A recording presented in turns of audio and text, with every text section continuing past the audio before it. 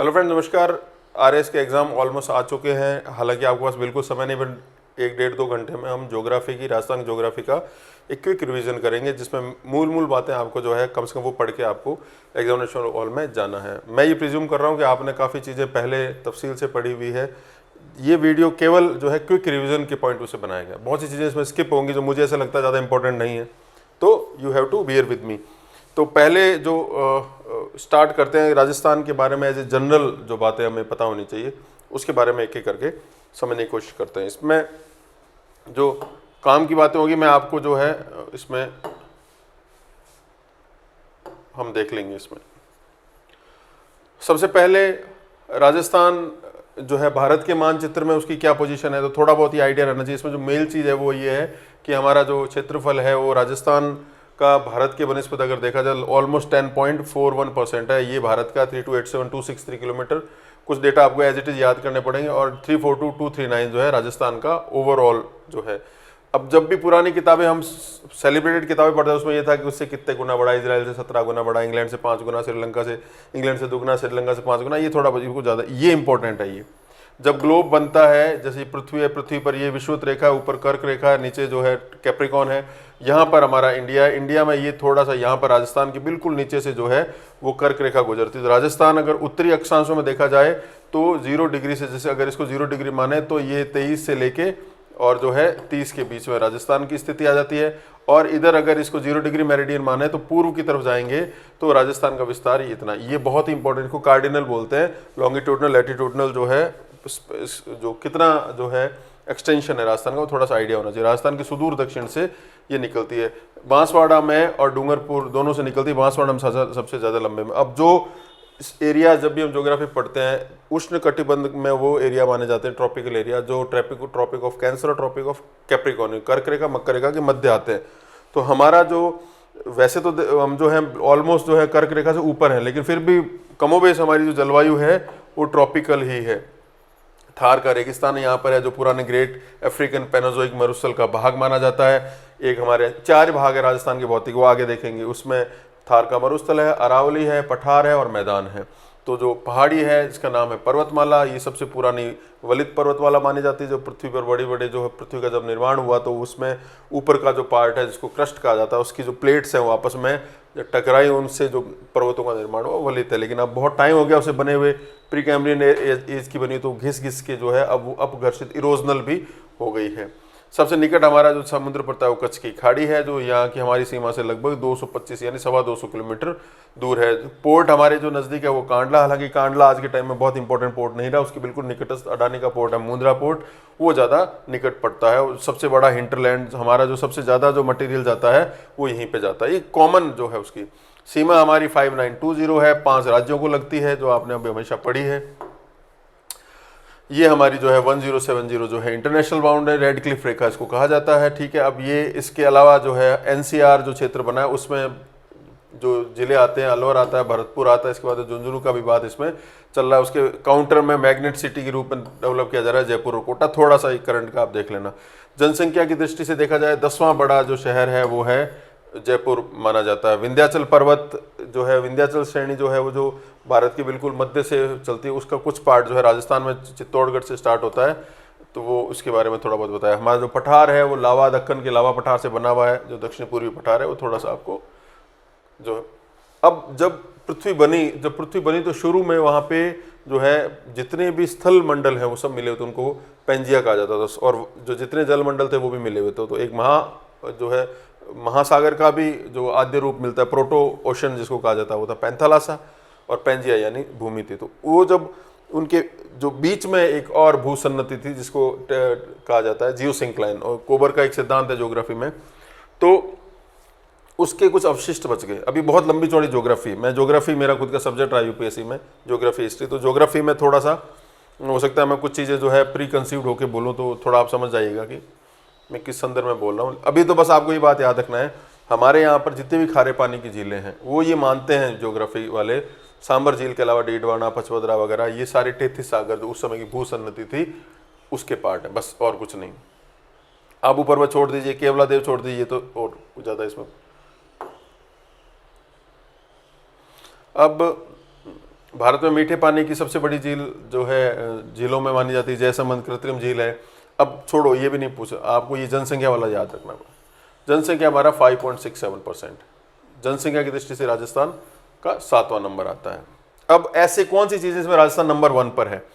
Area wise सबसे बड़ा state है, नमक उत्पादन झीलों में देखा जाए सबसे बड़ा, नदियों का अंतः प्रवाह, ऐसी नदियां जो कहीं किसी समुद्र में विलीन नहीं होती, वो अगर एरिया देखा जाए वो सबसे बड़ा, रॉक फॉस्फेट का सबसे ज़्यादा बड़ा प्रोडक्शन है। आपको जान के आश्चर्य होगा, RSMM को सबसे ज़्यादा जो पैसा मिलता है वो जिप्सम या लिग्नाइट से नहीं मिलता, न जो है आपको लाइमस्टोन से मिलता है, वो मिलता है रॉक फॉस्फेट से, जामर कोटड़ा वगैरह मिलता है। फिर फेल्सपार, फ्लोरोटाइट, संगमरमर, सोपस्टोन, गार्नेट यानी तांबड़ा, पन्ना, कैडमियम, इनमें नंबर 1 है राजस्थान। राष्ट्रीय राजमार्ग अगर देखे जाए उनकी लंबाई ओवरऑल गिनी जाए तो राजस्थान नंबर 1, सेकंड महाराष्ट्र। कृषि जोत का आकार, कृषि जोत का आकार यानी कितने हेक्टेयर में है, तो इकोनॉमी में आपको बताया था 5 तरह की कैटेगरी होती है, तो उसमें सबसे ज़्यादा जो है औसत आकार के सबसे बड़े जो खेत हैं वो इंडिया राजस्थान के अंदर है। सौर ऊर्जा के पोटेंशियल सबसे ज़्यादा, अभी भी आप देखिए कि जब कोयले का संकट चल रहा था राजस्थान में 50% के आसपास हमारी जो बिजली और रिन्यूएबल सोर्सेज से बन रही है, तो बहुत बड़ा अचीवमेंट। धीरे धीरे आप देखिए कि हम सोलर में धीरे धीरे पूरा राजस्थान जो है उसमें शिफ्ट हो जाएगा। फसल में देखा जाए बाजरा, मोठ, सरसों, धनिया, जीरा, मेथी, इसबगोल, मेहंदी, इनमें नंबर 1। पशुधन में अगर ऊँट में नंबर 1, बकरी में नंबर 1, गधों में नंबर 1, ठीक है। और मिनरल्स में अगर देखा जाए तो सीसा, जस्ता, चांदी, जिप्सम, टंगस्टन और एस्बेस्टोस। ये एक कॉमन आपका जो है ओवरऑल राजस्थान के बारे में आपको शॉर्ट में बता रहा हूँ। राजस्थान का ये मानचित्र जो भारत में इस संदर्भ में था वो ये यहाँ से आपकी कर्क रेखा ये निकल रही है, ठीक है। तो ये कर्क रेखा से और इधर नीचे जाओगे तो विषुवत रेखा, उसके नीचे जाओ तो मकर रेखा, उसके बीच के एरिया जो है ट्रॉपिकल कहलाते हैं।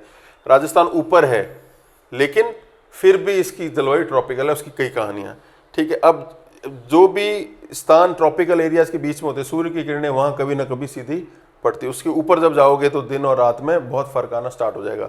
तो सूर्य की सबसे तिरछी किरणें यहाँ उत्तरतम पड़ेगी, सीधी किरणें सबसे ज़्यादा यहाँ पड़ेगी। ये नीचे से ऊपर की तरफ बढ़ते क्रम में थोड़ा आपको आइडिया लगना चाहिए। अब एक और सिंपल राजस्थान की पुरानी बातें, रायथान, मरुवार, ये नाम वहाँ मिलता है। राजस्थानादित्य एक शब्द है, वो सबसे पुराना बसंतगढ़ सिरोही शिलालेख से मिलता है। मुणोद नैन्सी नाम का राइटर है वो, और राजरूपक जो है वो, इन 2 ग्रंथों में राजस्थान शब्द का उल्लेख आपको मिलता है। पुराना जो है जॉर्ज थॉमस ने राजपूताना नाम दिया, ये आपने जब से राजस्थान पढ़ा तब से पढ़ते आ रहे हो। जेम्स टॉड ने जो है antiquities of annuls and antiquities में सेंट्रल वेस्टर्न राजपूत स्टेट्स में इसके लिए 3 शब्दों का प्रयोग किया, रजवाड़ा, रावथान और राजस्थान। स्वतंत्रता प्राप्ति के बाद में जब 25 मार्च 48 को पूर्व राजस्थान शब्द का प्रयोग हुआ और फिर 26 जनवरी 1950 को हमने जो विधिवत रूप से इसका नाम राजस्थान रख दिया। ये अब जो राजस्थान जब एकीकरण हुआ, सिंपल जो बातें, तो 19 तो रियासतें थी, 3 ठिकाने थे, ठिकानों का नाम याद रखना, लावा, नीमराना और कुशलगढ़ माना जाता है, ठीक है। और उस समय एक कमिश्नरी प्लेस था, कमिश्नर बैठते थे, तो वहाँ पर वो अजमेर वाला जो एरिया वो कमिश्नरेट माना जाता था। और जो हेडक्वार्टर होता था उस समय एजेंट टू गवर्नर जनरल, वो माउंट आबू में होता था उसका, कभी अजमेर कभी माउंट आबू। फिर स्टेट रिऑक्शन एक्ट हुआ, 7वां अमेंडमेंट एक्ट आया, राज्य बने, पुराना वर्गीकरण टूटा, भी राज्य के कैटेगरी से भारत राजस्थान निकल के आ गया। अब जो है फुल फ्लैश स्टेट बना, फुल फ्लैश स्टेट में ये इसने इस रूप में लिया। अब एकीकरण जो है वो आप जो है हिस्ट्री में पढ़ लेना, उसमें कुछ नहीं। अब जब शुरू में जब 49 में राजस्थान बना था 20 स्टेट का, तो 24 जिले थे उसमें।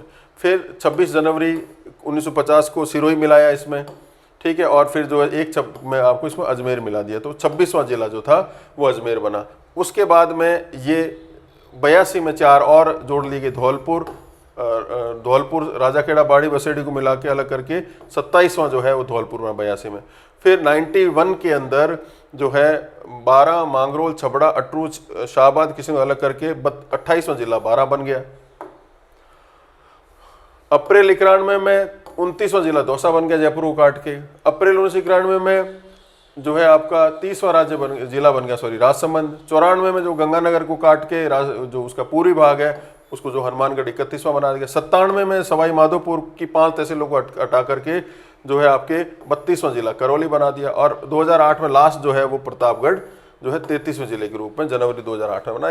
मतलब सिंपल आपको आइडिया रहना चाहिए राजस्थान कैसे कैसे जो है विभक्त। अब क्षेत्रफल की दृष्टि से देखा जाए तो ये टोटल जिले आपके 33 जिले। अब आपको कोई भी जिले पूछ सकते हैं, बीच मान लो यही दे दिए 4, ये कि इनको बड़े से छोटे, छोटे से बड़े, असेंडिंग डिक्रीजिंग ऑर्डर में जैसे भी सेट करना, तो आपको आइडिया लगना चाहिए। सबसे बड़ा जैसलमेर है, फिर बीकानेर है, फिर बाड़मेर है, जोधपुर, वेस्टर्न राजस्थान की है, तो आपको एक ब्रॉड आइडिया रहना चाहिए। सबसे छोटों में देखा जाए धौलपुर, फिर दौसा, फिर डूंगरपुर, फिर प्रतापगढ़। बीच वालों में भी आप मोटा मोटा आइडिया रखना है, ट्रेंड समझने की कोशिश कीजिए आप। ये राजस्थान का जिला है, जिले आप अब तक देखे आए हैं। इसमें थोड़ा बहुत आपको क्या ध्यान रखना है कि जो शुरू के क्वेश्चन आएंगे अभी जो हम पढ़ेंगे, इसमें से आपको ज्यादातर क्वेश्चन मिल जाएंगे। कौन सा जिला किसको टच कर रहा है, मोटा मोटी आपको आइडिया होना चाहिए। ये पूछा जाता था कंटेगियस कि कौन सा जिला रखता है सबसे ज्यादा, जो है ये पाली जो है ये टच करता है सबसे ज्यादा, तो आपको आइडिया लग जाएगा। अब राजस्थान कहां पर स्थित है, उसकी अवस्थिति और उसका स्प्रेड कितना है, उसकी लोकेशन और उसका एक्सटेंशन कितना है। 10.41 हमने पहले बोल दिया था। अब पश्चिम से पूर्व और पूर्व से पश्चिम में जब हम देखते हैं कि उसकी कितना रहेगा, तो ये ऐसे अगर जाएंगे, राजस्थान अगर ऐसे जाएगा तो 869 है। ऐसे जाएगा राजस्थान, अगर ऐसे जाएगा तो ये इसकी जो उत्तर से दक्षिण जो है वो, तो अब राजस्थान जो है रोम्बस, पतंग के आकार का, रोम्बस आकार का है, तो इसका एक्सटेंशन जो है पूर्व से पश्चिम ज्यादा है, उत्तर से दक्षिण कम है, तो थोड़ा सा जो है वो कम है। उत्तर का कोणा गांव ये यहाँ पे गंगानगर में, दक्षिण में कुंड बना हुआ है, बोरकुंड, ये लो, ठीक है, ये बांसवाड़ा कुशलगढ़ में। पश्चिम तक तो है वो है गांव है कटरा जसिया, जो है कटार मारने वाला पाकिस्तान जो है, ये कटरा जसिया हमारे जो है पीठ में जो कटार भोंक रहा है बार बार, जैसे आपको याद रखने की कोशिश करना। और जो पूर्वतम है वो है सिलावट। सिलावट जो है कहाँ पर, धौलपुर, धौलपुर की सिलावट, यानी धौलपुर का जो पत्थर है वो बहुत फेमस है, तो सिलावट से आपको कोशिश करना है याद रखने का। अक्षांशीय देशांती विस्तार मैंने आपको समझा दिया कैसे याद रखना है आपको। कर्क रेखा आपको बता दिया 2 जगहों से निकलती है, ठीक है, इसलिए तिरछी किरणें यहाँ पे पड़ती हैं। उसके मतलब सबसे सीधी किरणें यहाँ पड़ती है, जैसे ऊपर की जाओगे तिरछी किरणें पड़नी स्टार्ट होगी। अब पूर्व से पश्चिम में क्या है, सूर्य पहले कहाँ उगता है, कहाँ अस्त होता है, वगैरह वगैरह। तो वैसे माना जाता है कि जैसे अपना जो विस्तार है वो लगभग जो है, आप देखोगे ये अगर देखेंगे, ये लगभग विस्तार 8 डिग्री 47 मिनट है। हर जो है 360 डिग्री जो है अगर अर्थ की मानी जाए, और वो 24 घंटे में जो है वो रोटेट करती है, तो हर 15 डिग्री में 1 घंटे का फर्क आ जाता है। तो यहाँ पर आप कितना देखिए कि लगभग 9 डिग्री बन रही है, तो लगभग 1.25 घंटे का। आप ऐसे नहीं याद रख सकते तो ऐसे याद रख लीजिए कि 1 डिग्री का चेंज आने से, जो जगह पूर्व में ज़्यादा है तो उसमें पहले दिन उगेगा, ठीक है, पृथ्वी के रोटेशन के हिसाब से, तो 1 डिग्री में 4 मिनट का फर्क आ जाता है। तो उस हिसाब से अगर आप देखोगे तो 1-1 डिग्री के हिसाब से अगर देखोगे तो धौलपुर जो सबसे पूर्वतम माना जाता है, वहां से आप वेस्ट की तरफ जाओगे तो उतना टाइम जो है उतना लेट होना स्टार्ट होगा। पूर्व जो हमेशा फायदे में रहेगा। इस तरह से याद करने की कोशिश कीजिए। इसको कैसे भी बना के प्रश्न पूछ सकते हैं, इसलिए मैं आपको इसमें ज्यादा यहाँ दे रहा हूँ। ये सूर्यास्त कब होगा, सूर्योदय कब होगा, आपको समझ में आ जाना चाहिए। 25 ऐसे जिले हैं जो कि या तो अंतरराष्ट्रीय अंतर्राज्यीय सीमा को करते हैं, 8 ऐसे हैं जो किसी को टच नहीं करते, पूछ सकते हैं। ये जो है राज्य कौन कौन से हैं, सॉरी जिले कौन से हैं, पाली, राजसमंद, धौलपुर, नागौर, दौसा, अजमेर, बूंदी और टोंक। ये आपको ध्यान रखना है, किसी को टच नहीं करना, तो किसी राज्य को करेंगे ना किसी इंटरनेशनल कंट्री को करेंगे, मतलब पाकिस्तान को नहीं करेंगे। पाली जिले की सर्वाधिक 8 जिलों से मिलती है सीमा, ये मैंने अभी आपको बताया। 23 ऐसे जिले हैं जो टच करते हैं, ठीक है, और इनमें से 2 जिलों की सीमाएं अंतरराष्ट्रीय भी और अंतरराज्यीय भी है। ये कौन से, गंगानगर जो पाकिस्तान और सॉरी ये जो गंगानगर है वो पाकिस्तान को भी टच करता है और जो है पंजाब को भी टच करता है, पहला। दूसरा बाड़मेर है, वो पाकिस्तान को भी टच करता है, गुजरात को भी टच करता है, मतलब दोनों इंटरनेशनल भी है और इंटरस्टेट भी है। सरकमफ्रेंस देखा जाए पूरे राज्य का किलोमीटर गिना जाए तो वो करीबन 5920 है। इसमें 1070 जो है आपकी रेड क्लिफ लाइन है। अभी रेड क्लिफ लाइन कहाँ से स्टार्ट होती है, ये आपके हिंदुमल कोट गंगानगर स्टार्ट होता है जहाँ से, और शाहगढ़ में भलगांव तक जो है वो जाती है 1070 किलोमीटर। इसको अगर आप तोड़ोगे तो आप ये देखोगे कि इसमें पूरी जो रेड क्लिफ लाइन है सबसे ज़्यादा जम्मू कश्मीर में है, सेकंड नंबर पे राजस्थान में, ठीक है, फिर पंजाब और ये है। अब पाकिस्तान की सीमा में 4 हमारे ज़िले लगते हैं। सबसे लंबा जो है वो है जैसलमेर, फिर बाड़मेर, फिर गंगानगर और फिर बीकानेर। बीकानेर की पाकिस्तान से सबसे कम लगती है। पंजाब में अगर आप देखोगे तो जबकि पाकिस्तान की ओर से पंजाब प्रांत में जो लगते हैं ज़िले वो देख लीजिए, बहावलपुर, बहावलनगर, रहीमियार खाना, तथा सिंध प्रांत का घोटकी, सुकुर, खैरपुर, संगर, उमरकोट, थारपार, करमिठी, 9 जिले जो है टोटल लगते हैं। ये सिंध वाले और पंजाब वाले एरिया वाले हैं। तो ये आगे एक मैप भी मैं आपको दे दूंगा, उसमें आपको मोटा मोटी आइडिया लग जाएगा। सीमावर्ती जिलों में अगर देखा जाए सबसे निकट जो है राजस्थान का जो जिला लग रहा है वो है गंगानगर, सबसे दूर है सीमावर्तियों में वो जिला हेडक्वार्टर देखा जाए तो बीकानेर। मतलब जोधपुर, बीकानेर, जैसलमेर और बाड़मेर, इन 4 जिले जो हैं डिस्ट्रिक्ट्स हैं, डिस्ट्रिक्ट हेडक्वार्टर में बीकानेर सबसे दूर है बॉर्डर से, ये थोड़ा आपको ध्यान रखना है। राज्य की सीमा 5 राज्यों में, ये इन 5 राज्यों से लगती है। सबसे लंबी मध्य प्रदेश 1600 किलोमीटर, सबसे छोटी पंजाब। ये हमारे टाइम में क्वेश्चन पूछा था। सबसे कम लंबी अंतर्राष्ट्रीय सीमा बीकानेर जिले की, खैर वो हमने देख ही लिया। अब राजस्थान की प्रशासनिक इकाइयाँ वही पढ़ते हैं, 289 जो है ब्लॉक्स हैं, और जिले जो हैं 33 हैं, तहसीलें 314 हैं, उप तहसीलें 189 हैं, ये पंचायत समितियाँ वगैरह ये आपको याद रखने हैं। पड़ोसी राज्य कौन कौन से जिले लग रहे हैं ये आपको लिस्ट दी हुई है, ये आपके मैप है, इसमें दिया हुआ कौन कौन सा कहाँ लग रहा है। जैसे ऊपर से स्टार्ट करेंगे आप, यहाँ से इंदुमल कोट से, कोणा गांव से, ये बहावल नगर, बहावलपुर, रमियार खाना, घोटकी, खैरपुर, सुक्कुर, सकुर, उमरकोट, थार पार कर, ये पूरा इधर वाले सिंध वाले। इधर अगर आओगे जिलों में अगर आप देखोगे तो यहाँ से स्टार्ट अगर करोगे तो फजीलका आ जाएगा, मुक्तसर आ जाएगा, सिरसा आ जाएगा, फतेहाबाद आ जाएगा, भिवानी आ जाएगा, महेंद्रगढ़ आ जाएगा, रेवाड़ी आ जाएगा। ये सारे जो है कैसे कैसे टच करते हैं वो आपको मिल जाएंगे। राजस्थान के नाम अगर देखा जाए तो पुराने नाम, मैंने इस पर एक वीडियो बनाया था आपका हिस्ट्री वाले में, उसमें जैसे किसको योधे कहा गया है, किसको जांगलू कहा गया, माड़ किसको मेवाड़, ये पूरा उसको डिटेल में मैंने आपको बताया। यहाँ पे सिर्फ एक जो है रिपीटेशन मात्र है। ये जिलों में अगर आप देखोगे मैप के ऊपर तो ये वाला जो जैसलमेर वाला एरिया माड़ है, ये मारवाड़ है, ये जांगलू है, ये योधे है, ये शेखावटी है, ठीक है, और ये आपका ढूंढाड़ प्रदेश आ जाएगा यहाँ पर। तो ये इस तरह से आप देखते हो, ये मत्स्य प्रदेश आ जाएगा यहाँ पर, ये हड़ौती है, ये मेवाड़ है, ये वागड़ है, ये कांठल है और ये मेरवाड़ा है। मोटा मोटा आपको आइडिया लग जाएगा इससे। पुराने नाम जो है उसमें मालानी, सिवाणची, चौराई, नेहड़, गोडवाड़, आबू चंद्रावटी, भाकर, सिंधलावटी, ये क्या क्या डिटेल है मैंने आपको इसमें लिस्ट में दे रखी है, आप पढ़ लीजिएगा। राजस्थान के मैप वगैरह आपको पढ़ने देखो किताबें बहुत है, और मैं तो ज्योग्राफी का स्टूडेंट हूँ, बट एक किताब है मनोहर सिंह कोटड़ा की, वो मेरे मिलने वाले भी हैं, बट उनकी किताब बहुत अच्छी है अगर मैप पर्सपेक्टिव से देखा जाए तो। बात अभी तो प्री आ गया, लेकिन फिर भी दैट बुक इज़ एडवाइजेबल, आप उसको किताब को कभी भी देख सकते हैं, अच्छी बहुत मेहनत से लिखी हुई किताब है। तो ये एरिया जो है ज्योग्राफी के, आप उसमें जो है ये ध्यान आपको रखना है। जैसे नाली कई बार पूछा गया, जो घग्गर नदी वाला बेल्ट है वो नाली कहलाता है। ये नाम और ये मैप दिया हुआ है, इसमें कौन कौन से मालानी, सिवाणची, इसी हिसाब से मैप से आपको समझाइए। देखो ये नाली वाला क्षेत्र है इसमें, ठीक है। तो ऐसे पॉइंट वाइज यहाँ पे दे रखा है, डिटेल में आप देख लेना इसको। प्रशासनिक स्वरूप वही जो बातें हमने की थी कि संभागीय व्यवस्था पहले स्टार्ट की, फिर हृदय इसने फिर वापस स्टार्ट की संभागीय व्यवस्था। संभागीय मतलब ये है कि जिला कलेक्टर से ऊपर भी एक अफसर होना चाहिए, उसके बाद में जो है सचिवालय स्टार्ट हो जाता है, तो ये इससे बना है, ठीक है। 7वां संभाग लास्ट, टोटल जो है पहले 5 संभाग थे, ठीक है, फिर उसके बाद में अजमेर बनाया गया। अब जो है 7वां संभाग 4 जून 2005 को भरतपुर बनाया। 7 डिविजन्स हैं टोटल। इसके ऊपर जो है संभागीय आयुक्त बैठता है, जो सीनियर जो IPS officer, sorry IAS officer होता है, और जो है IG बैठते हैं, रेंज IG बैठते हैं। रेंज भी जो है डिवीजन के लगभग बराबर होती है, तो उसमें IG बैठता है। ये टोटल संभागीय व्यवस्था किसमें कितनी जनसंख्या, पहले मैं आपको एक बार दे चुका हूँ, ये आपको याद करना पड़ेगा। अब ये प्रशासनिक व्यवस्था, संभागीय व्यवस्था, कौन कौन से संभाग में कौन कौन से जिले आते हैं पूछा जाता है, इसको आपको रट्टा मारना पड़ेगा। इसमें अगर आप देखा जाए, इसमें देखोगे तो आप देखोगे कि इसमें संभाग के हिसाब से अगर आप देखोगे तो जनसंख्या की दृष्टि से कौन सा ज़्यादा है, क्षेत्रफल की दृष्टि से कौन सा ज़्यादा है, किसमें 6 जिले हैं, किसमें 5 है, किसमें 4 है, वो आपको देखने पड़ेंगे। तो उसी का ही जो है विस्तार इसमें जो है किया हुआ है। अब राजस्थान की ट्रू ज्योग्राफी, यहाँ तक तो सिर्फ बातें। ट्रू ज्योग्राफी 4 भागों में बटा हुआ है।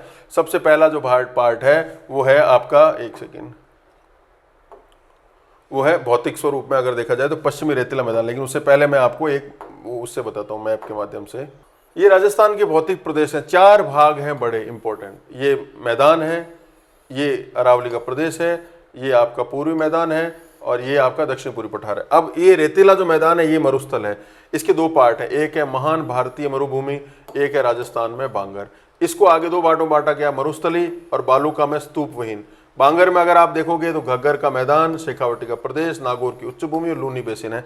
ये सबसे स्टैंडर्ड क्लासिफिकेशन है, ठीक है। तो इसमें मैदान भी आ जाएंगे नदियों के जो बीच वाले हैं, लूनी के, बेसिन के वगैरह के, घग्गर के, और मरुस्थल भी है। अरावली में अगर आ जाओगे तो अरावली को उत्तर पश्चिम पूर्व ऐसे बांटा हुआ है। तो उत्तर पश्चिमी पहाड़ी, मध्य मेवाड़ की पहाड़ी और आबू पर्वत, ये 4 भागों में बंटा हुआ है। पूर्वी मैदान देखोगे तो नदियों के मैदान है बाणगंगा, चंबल, बनास और माही, और हाड़ौती में हाड़ौती का पठार और विंध्यन कगार भूमि। बस ये जो चीजें हैं वो आपको जो है इसी हिसाब से एक एक करके हम जो है पढ़ना स्टार्ट करेंगे। अब इसमें हम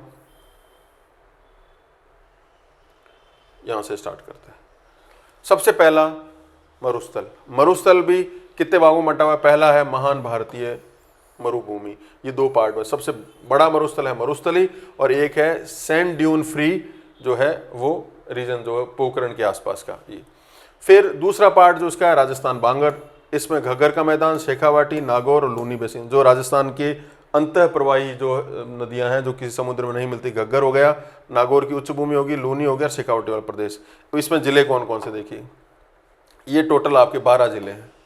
राजस्थान के कुल क्षेत्रफल का लगभग 61% इसके अंदर आता है। बारिश जो है पश्चिम से पूर्व में जाओगे तो 20 से 50 सेंटीमीटर होती है, बहुत कम।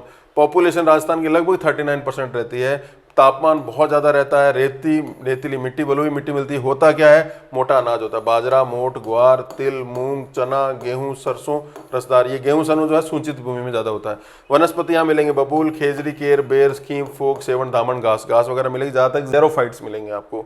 ढलान इसका क्या है, पूर्व से पश्चिम की ओर। बहुत बार पूछा जाता है प्रश्न कि इसका जो झुकाव वो ऐसे है, मतलब पश्चिम की तरफ है, और उत्तर से दक्षिण और उत्तर पूर्व से दक्षिण पश्चिम की ओर है।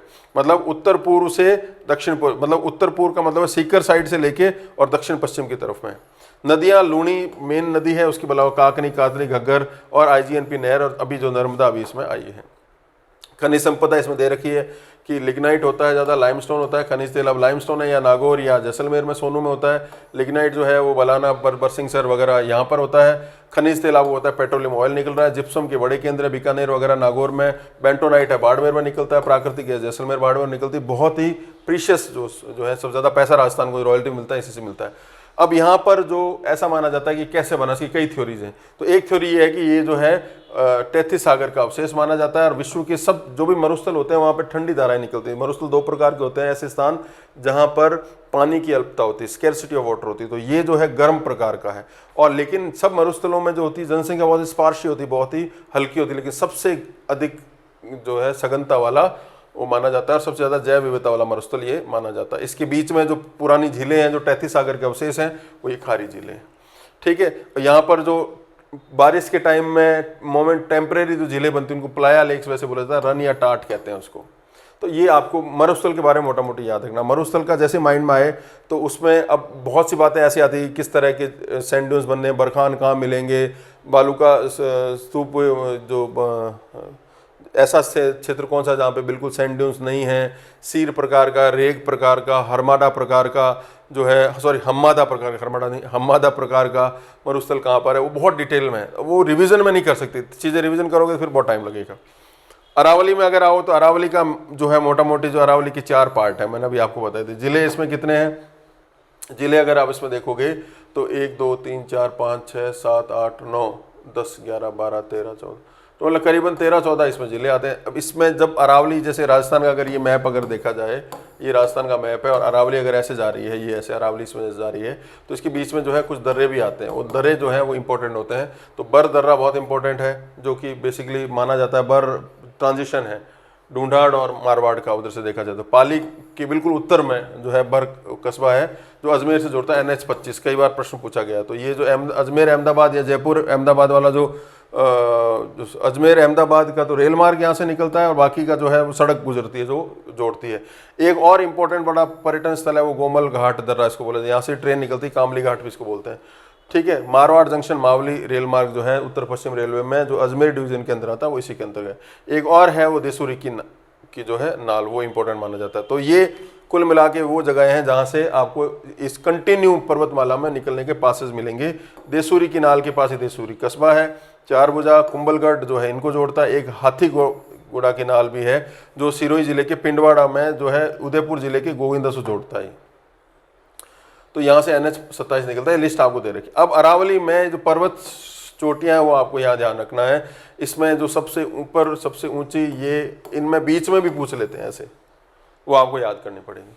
ठीक है, मैं आपको लिस्ट भी देता हूँ जिला वाइज, वो एटलीस्ट आपको याद, इसमें से ही क्वेश्चन आने, बस ज़्यादा इधर वो नहीं आएगा इसमें। गुरु शिखर के बारे में थोड़ा पढ़ लेना कि गुरु दत्तात्रेय का की तपोभूमि है, अनुसुईया का वहाँ पे मंदिर बना हुआ है। ठीक है, और वहाँ पे एक वो ऑब्जर्वेटरी बनी हुई है। जो बातें हैं इसमें देख सकते हो आप। इसमें विशेषताएं कैसी कैसी अरावली पर्वत में टोटल राजस्थान का 9% है, जनसंख्या 11% रहती है, बारिश यहाँ 50 से 90 हो जाती है, क्योंकि हम वापस जो है और पूर्व से पश्चिम की से पश्चिम से पूर्व की ओर जाएंगे। जलवायु उप आर्द्र है, मतलब सेमी एरिड है, वो भी बोल सकते हैं, सेमी एरिड मानी जाएगी। वनस्पति जो है आर्द्र भी है, उप आर्द्र भी है। मिट्टी ज़्यादातर काली भूरी और लाल कंकरीली मिट्टी है। फसलें अरावली की ढालों पर मक्का की फसलें ज़्यादा होती है। नदियाँ यहाँ से बहुत सी निकलती है, बनास, कोठारी, खारी, बेड़च इत्यादि नदियाँ निकलती है। 50 सेंटीमीटर समरेखा जो है ये अलग करती है। ऐसा एक बार यूपीएससी में प्रश्न पूछा गया कि अरावली राजस्थान का भौतिक विभाजन के साथ में कल्चरल विभाजन भी करती है, तो बहुत सी बातें इसके साथ जुड़ी हुई। अब जो प्रश्न आपसे पूछा जाता है, ये प्री कैम्ब्रियन काल में उत्पन्न हुई, जो गोंडवाना लैंड का अवशेष माना जाता है। जैसे ये पृथ्वी है, पृथ्वी में एक बहुत बड़ा महाद्वीप था, वो था पेंजिया, और ये था पैंथालासा। ये समुद्र जो थे उसे कहा गया था पैंथालासा, और ये जो था ये था पेंजिया। ठीक है, पेंजिया 2 भागों में बंटा होता है, इसके बीच में एक छोटा सा भूसन्नति थी, इसे कहा गया है टेथिस जियोसिंक्लाइन। ऊपर वाला जो पार्ट था उसे लॉरेंशिया कहा जाता है, ये लॉरेंशिया, और या इसको अंगारा भी बोलते हैं। नीचे वाले को बोला जाता है गोंडवाना, ये, और ये टेथिस है। फिर जो है धीरे धीरे जो है वो ये टेथिस सागर के पास में जो हिमालय बनना स्टार्ट हुआ। फिर इसकी कई कहानियां हैं, मतलब कॉन्टिनेंटल ड्रिफ्ट थ्योरी भी है, प्लेट टेक्टोनिक थ्योरी भी है, कि कैसे पृथ्वी के ऊपर जो पृथ्वी की उत्पत्ति हुई वो कैसे हुई, कितने 4-4.5 अरब साल पहले हुई। फिर उसके ऊपर जितनी बड़ी प्रकार की भू आकृतियाँ, 1st degree, 2nd degree, 3rd degree, 4th degree की पर्वत, पठार, मैदान, नदियाँ, झरने, रेगिस्तान, ये कैसे बने, तो उसकी कई थ्योरीज है। तो एक जो सबसे आज के टाइम में सबसे प्रबल थ्योरी मानी जाती है, मॉर्गन की थ्योरी है, नासा भी उसको मानता है, वो है पीटीटी, प्लेट टेक्टोनिक थ्योरी। उससे पहले 1913 में जो है वैगनर ने दी थी कॉन्टिनेंटल ड्रिफ्ट थ्योरी, महाद्वीपीय विस्थापन की थ्योरी। तो बहुत डिटेल में नहीं जाएंगे, बट अभी आपको ये समझना है कि गोंडवाना लैंड, इससे जो है अरावली बना था। बस ये अब आपको शॉर्ट में बता देता हूँ। वलित का मतलब प्राचीनतम वलित। पृथ्वी के नीचे जैसे ही आप जाओगे तो आप ये पाओगे कि हर 32 मीटर पर 1 डिग्री सेल्सियस तापमान बढ़ता है, और पृथ्वी जो है लगभग 6000 का उसका जो है वो रेडियस है, त्रिज्या है। तो आप देखिए नीचे जैसे जैसे जाओगे, हर 32 मीटर पे अगर 1 डिग्री सेल्सियस तापमान बढ़ेगा, तो थोड़ा सा नीचे जाओगे 5-6 किलोमीटर तो बहुत गर्मी रहेगी, तो चीज़ें सब पिघली हुई रहती है। तो नीचे सब पिघला हुआ है, ऊपर जो है धरातल है। वो जो धरातल जो हम देखते हैं, वो जो है वैज्ञानिक मानते हैं कि वो बेसिकली प्लेट हैं, और वो प्लेटें जो है वो नीचे तरल के ऊपर तैरती रहती है, और उनमें आपस में टकराहट होती है, इसी से पर्वत, पठार, मैदान बनते हैं। तो ये वलन की वजह से, फोल्डिंग की वजह से बनते हैं।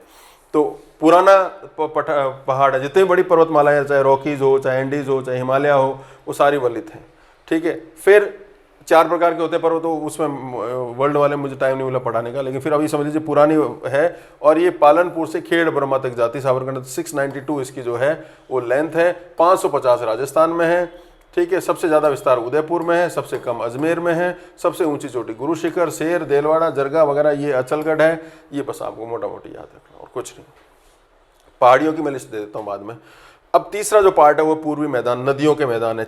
4 इंपॉर्टेंट नदियां, बाढ़ गंगा, चंबल, बनास और माही। ठीक है, ये टोटल जिलों में है। वही क्षेत्रफल, वर्षा, मिट्टी जो है जलोढ़ वाली है, इसकी खास खास बातें। यहाँ पर जो है भरतपुर गुड़गांव नहर भी चलती है। ठीक है, और एवरेज 75 के आसपास रहता है। चौथा जो पार्ट है भूगोल का, वो आपके विंध्यन, कंगार भूमि और हाड़ौती का पठार है। इसमें जो है टोटल इतने जिले आते हैं, सवाई माधोपुर वगैरह ये आते हैं। विशेषताएं क्या है, टोटल 7% के आसपास क्षेत्रफल है, 10% जनसंख्या रहती है, सबसे ज़्यादा बारिश यहाँ होती है। जलवायु इसकी वेट है, आर्द्र है, मिट्टी काली है, ढलान उत्तर पश्चिम की ओर है। ये बहुत इंपॉर्टेंट है, ध्यान रखना, उत्तर पश्चिम की ओर है उसका ढलान, उल्टा। ठीक है, तो कपास, गन्ना, तंबाकू वगैरह ये यहाँ पे होती हैं। लंबी लंबी जो है घास, बांस, गैर गूलर धाग, ये जो है उस तरह डेसिडस फॉरेस्ट जो इंडिया में सबसे ज़्यादा मिलते हैं वो यहाँ मिलते हैं। नदियाँ यहाँ की वही है जो यमुना की सहायक नदियाँ हैं। और अरावली पर्वतमाला विंध्याचल के मध्य का संक्रांति प्रदेश है, मतलब विंध्याचल भी और अरावली जहाँ खत्म होती है उसके बीच का जो पार्ट है वो माना जाता है। ये आपको इसको स्केलेटन में बताया हुआ है। इस तरह से जो है मैप में आप देख सकते हो। ये तो 61% जो है पूरा थार का मरुस्थल है। इसको भी हमने अलग अलग पार्ट में बांटा था। ये जो प्लेस है ये पोखरण के आसपास का, ये बालू का जो स्तूप मुक्त प्रदेश माना जाता है। ठीक है, ये वाला जो है ये लूनी बेसिन है, ये नागौर की उच्च भूमि है, ये शेखावाटी का प्रदेश है, और ये घग्गर का है। बस ये वाला पूरा जो है ये मरुस्थली है। ये मरुस्थली है। सबसे जो ग्रेट सैंडी डेजर्ट जो है वो ये है। इसके बीच में बालू का वेन एक पार्ट, दूसरा पार्ट ये 4 मैंने आपको बताए थे। फिर आ जाओ अरावली में, तो अरावली में जो देखोगे ये सबसे पहला पार्ट है उत्तर पूर्वी अरावली, फिर ये मध्य अरावली है, फिर ये मेवाड़ की पहाड़ियां हैं और इधर आबू पर्वत, ये 4 पार्ट माने जाते हैं। ये बीच में भोराट का पठार इसमें आ जाता है, ध्यान रखना आपको। आकार डमरू के जैसा, देखो बीच से नैरो है, बाकी ये फैला हुआ है। अब ये पूर्वी मैदान है, 4 नदियों का जो है मैंने आपको बताया था कैसे जो है बाणगंगा वगैरह का जो है वो ये यहाँ पे, ये 4 नदियों का प्रदेश है। और इधर अगर आ जाओगे तो ये वाला जो प्लेस है ये है विंध्यन कगार भूमि, और ये जो है हाड़ौती का, ये मालवा के पठार का पार्ट है, और ये जो है उसके विंध्याचल स्टार्ट होता है जो चित्तौड़गढ़ से आगे जाता है बिहार बंगाल तक, वहाँ तक का पार्ट। तो ब्रॉड आपको आइडिया होना चाहिए, बस ज़्यादा आपको हेड ऑन मत लीजिए, ज़्यादा चीज़ों को वो मत लीजिए कि पता नहीं क्या होगा, पता नहीं कैसे हम इसको निकालेंगे, चीज़ें आपको याद हो जाएंगी, अपने आप पे विश्वास कीजिए। अब पृथ्वी बनी 4.5 अरब साल पहले, 4.5 बिलियन ईयर अगो। मानव तो अब आया, लेकिन ये पर्वत पठार मैदान तो पहले थे। तो हमारे यहाँ पर कौन सी पृथ्वी की बनी हुई, पृथ्वी का जो प्रदेश है या लैंडफॉर्म जिनको कहा जाता है, वो कितनी पुरानी है, उनको नाम दिए जाते हैं। आर्कियन सबसे पुरानी हो गई, फिर धारवाड़, कुडप्पा, ठीक है ना, क्रिटेशियस काल की कौन सी है, अलग अलग काल की आते आते प्लिस्टोसिन, होलोसिन और एंथ्रोपोसिन तक हो गया। उसको कहा जाता है जियोलॉजिकल या भूगर्भीय संरचना कैसी है। बहुत टिपिकल प्योर ज्योग्राफी का टॉपिक है, लेकिन फिर भी काम की बातें मैं आपको इसमें बता देता हूँ। सबसे पुरानी राजस्थान में महाकाल, सबसे पुराना आर्कियन भी मिलता है और सबसे नया मिलता है। सबसे पुरानी चीज़ें कौन सी मिलती है, जनरली जो होती है वो ग्रेनाइट की बनी होती है, नीस की बनी हुई होती है। सबसे नई कौन सी होती है, नदियों द्वारा अपरदन से जो बनती है, ये हमेशा ध्यान रखना ज्योग्राफी में। तो यहाँ विशिष्ट प्रकार की है, सबसे प्राचीनतम प्री कैम्ब्रियन से लेके अरावली सबसे पुरानी, और सबसे नवीन जो है वो है जो जलोढ़ की, जो नदियाँ मिट्टी लेके आते हो, तो अभी अभी बनी है, तो ये नवीन भी है और पुरानी भी, ध्यान रखना है। अरावली में जहाँ प्राचीन ग्रेनाइट और नीश के शैल हैं, उसी के साथ साथ विंध्यन में भी जो है, दिल्ली में भी ये मिलते हैं। तो ये पुराने भाग हैं सबसे, विंध्यन और अरावली, ठीक है। इसमें हाड़ौती का पठार भूगर्भीय दृष्टि से मालवा के पठार का पार्ट है, वो तो मैंने आपको पहले बताया। ये सबसे पुराना, ये जैसे पृथ्वी बनी, पृथ्वी के साथ साथ ही बन गया। ये देखो करीबन 4.25 अरब साल पहले की अगर हम बात देखें तो इसमें अरावली पूर्व कैम्ब्रियन की बनी हुई है। उसके बाद में आ जाता है पुराजीवी, ठीक है, उसमें विंध्यन आ जाता है, ये परमीन कार्बोनिफेरस का है। फिर है नया नवजीवी, इसमें अगर आप देखोगे तो इसमें ज़्यादातर जो है हिमनद के आते हैं, राजस्थान में इसमें कोई इंपॉर्टेंट नहीं है। फिर जो है उससे पुराना जो है मतलब नया, मतलब इधर की तरफ आएंगे, पुराने से नए में तो टर्शरी, ठीक है। तो ये उसमें ये वाले शैल समूह आ जाएंगे, नागौर, बीकानेर, जैसलमेर, बाड़मेर के।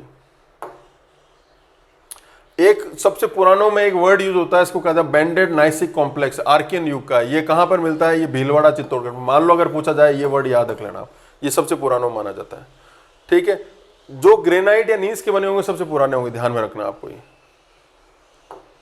अच्छा, एक है सांड माता कॉम्प्लेक्स, ये भी इंपॉर्टेंट है, ये भी आर्कियन जलोढ़ चट्टाने हैं, ठीक है। तो ये राजसमंद में और खेतड़ी के बीच 300 किलोमीटर का मानी जाती है।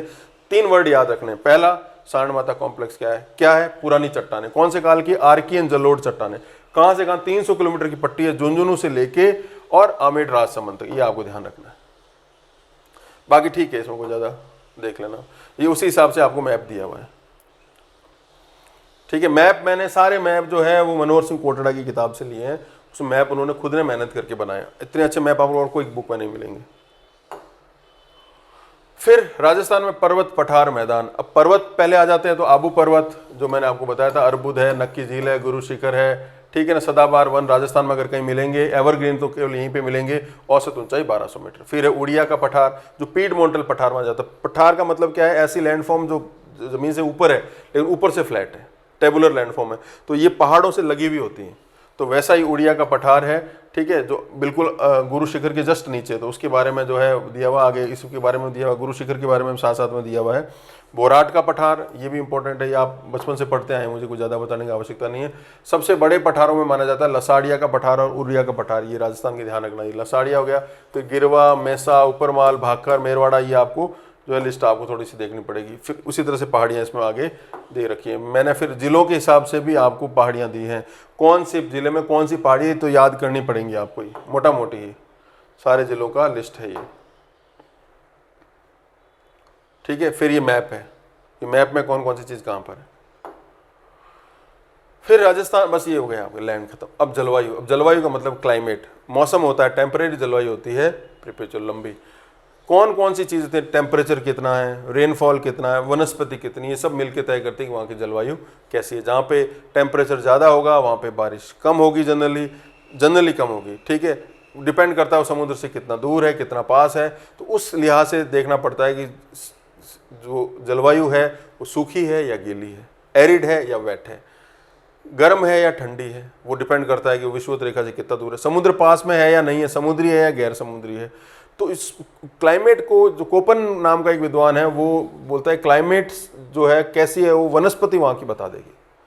तो कई बार सबसे पुराना जो इम्पोर्टेंट करा था वो स्टाम्प नाम के व्यक्ति ने किया था क्लासिफिकेशन की जलवायु, वर्ल्ड की अलग अलग जलवायु कैसी होती है। फिर कोपन आए, थॉर्नवाइट आए, ट्रेवार्थ आए, अलग अलग है, बहुत डिटेल में आपको जाना नहीं, आप ज्योग्राफी के स्टूडेंट नहीं हो, आप जनरल स्टडीज़ पढ़ रहे हो।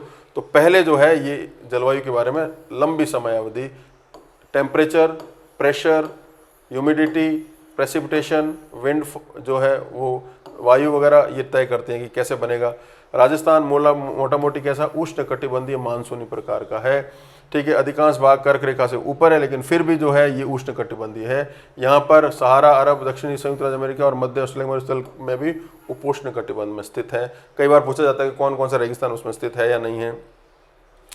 तो अब राजस्थान में सामान्यतः वाष्पीकरण की दर वाष्पीकरण का मतलब है ट्रांसपिरेशन का मतलब कि कहाँ पर ज़्यादा भाप बनेगी पानी, जहाँ टेम्परेचर कहाँ ज़्यादा रहता है, जैसलमेर जिले में, ठीक है। इसलिए वहाँ पर जो है जो क्लाउड्स या एयर की जो रिलेटिव ह्यूमिडिटी बहुत ज़्यादा हो जाती है। रिटेन करने की पानी के अंदर वायु के अंदर पानी को साथ लेने की, रिटेन करने की जो कैपेसिटी है वो रिलेटिव ह्यूमिडिटी, सापेक्षिक आर्द्रता कहलाती है। वो जितनी ज़्यादा होगी उतना कम वो करेगा, पानी बरसेगा वहाँ पर। इस वजह से यहाँ पे पानी कम बरसता है। तो आगे मैं इसका मैप भी आपको बता देता हूँ। कुछ वर्ड है राजस्थान की क्लाइमेट में हमेशा आपको याद रखना, एक तो लू, एक मावट, ठीक है, सर्दियों की बारिश है जो ये कैसे पश्चिमी विक्षोभ वगैरह से होती है, इसमें कौन से वो करा जाता है, जो सेवज घास होती, सेवज जो है फसल की जाती है, जो ड्राई फार्मिंग का उदाहरण है राजस्थान के अंदर। ये आपको एक टेबल दे रखी है।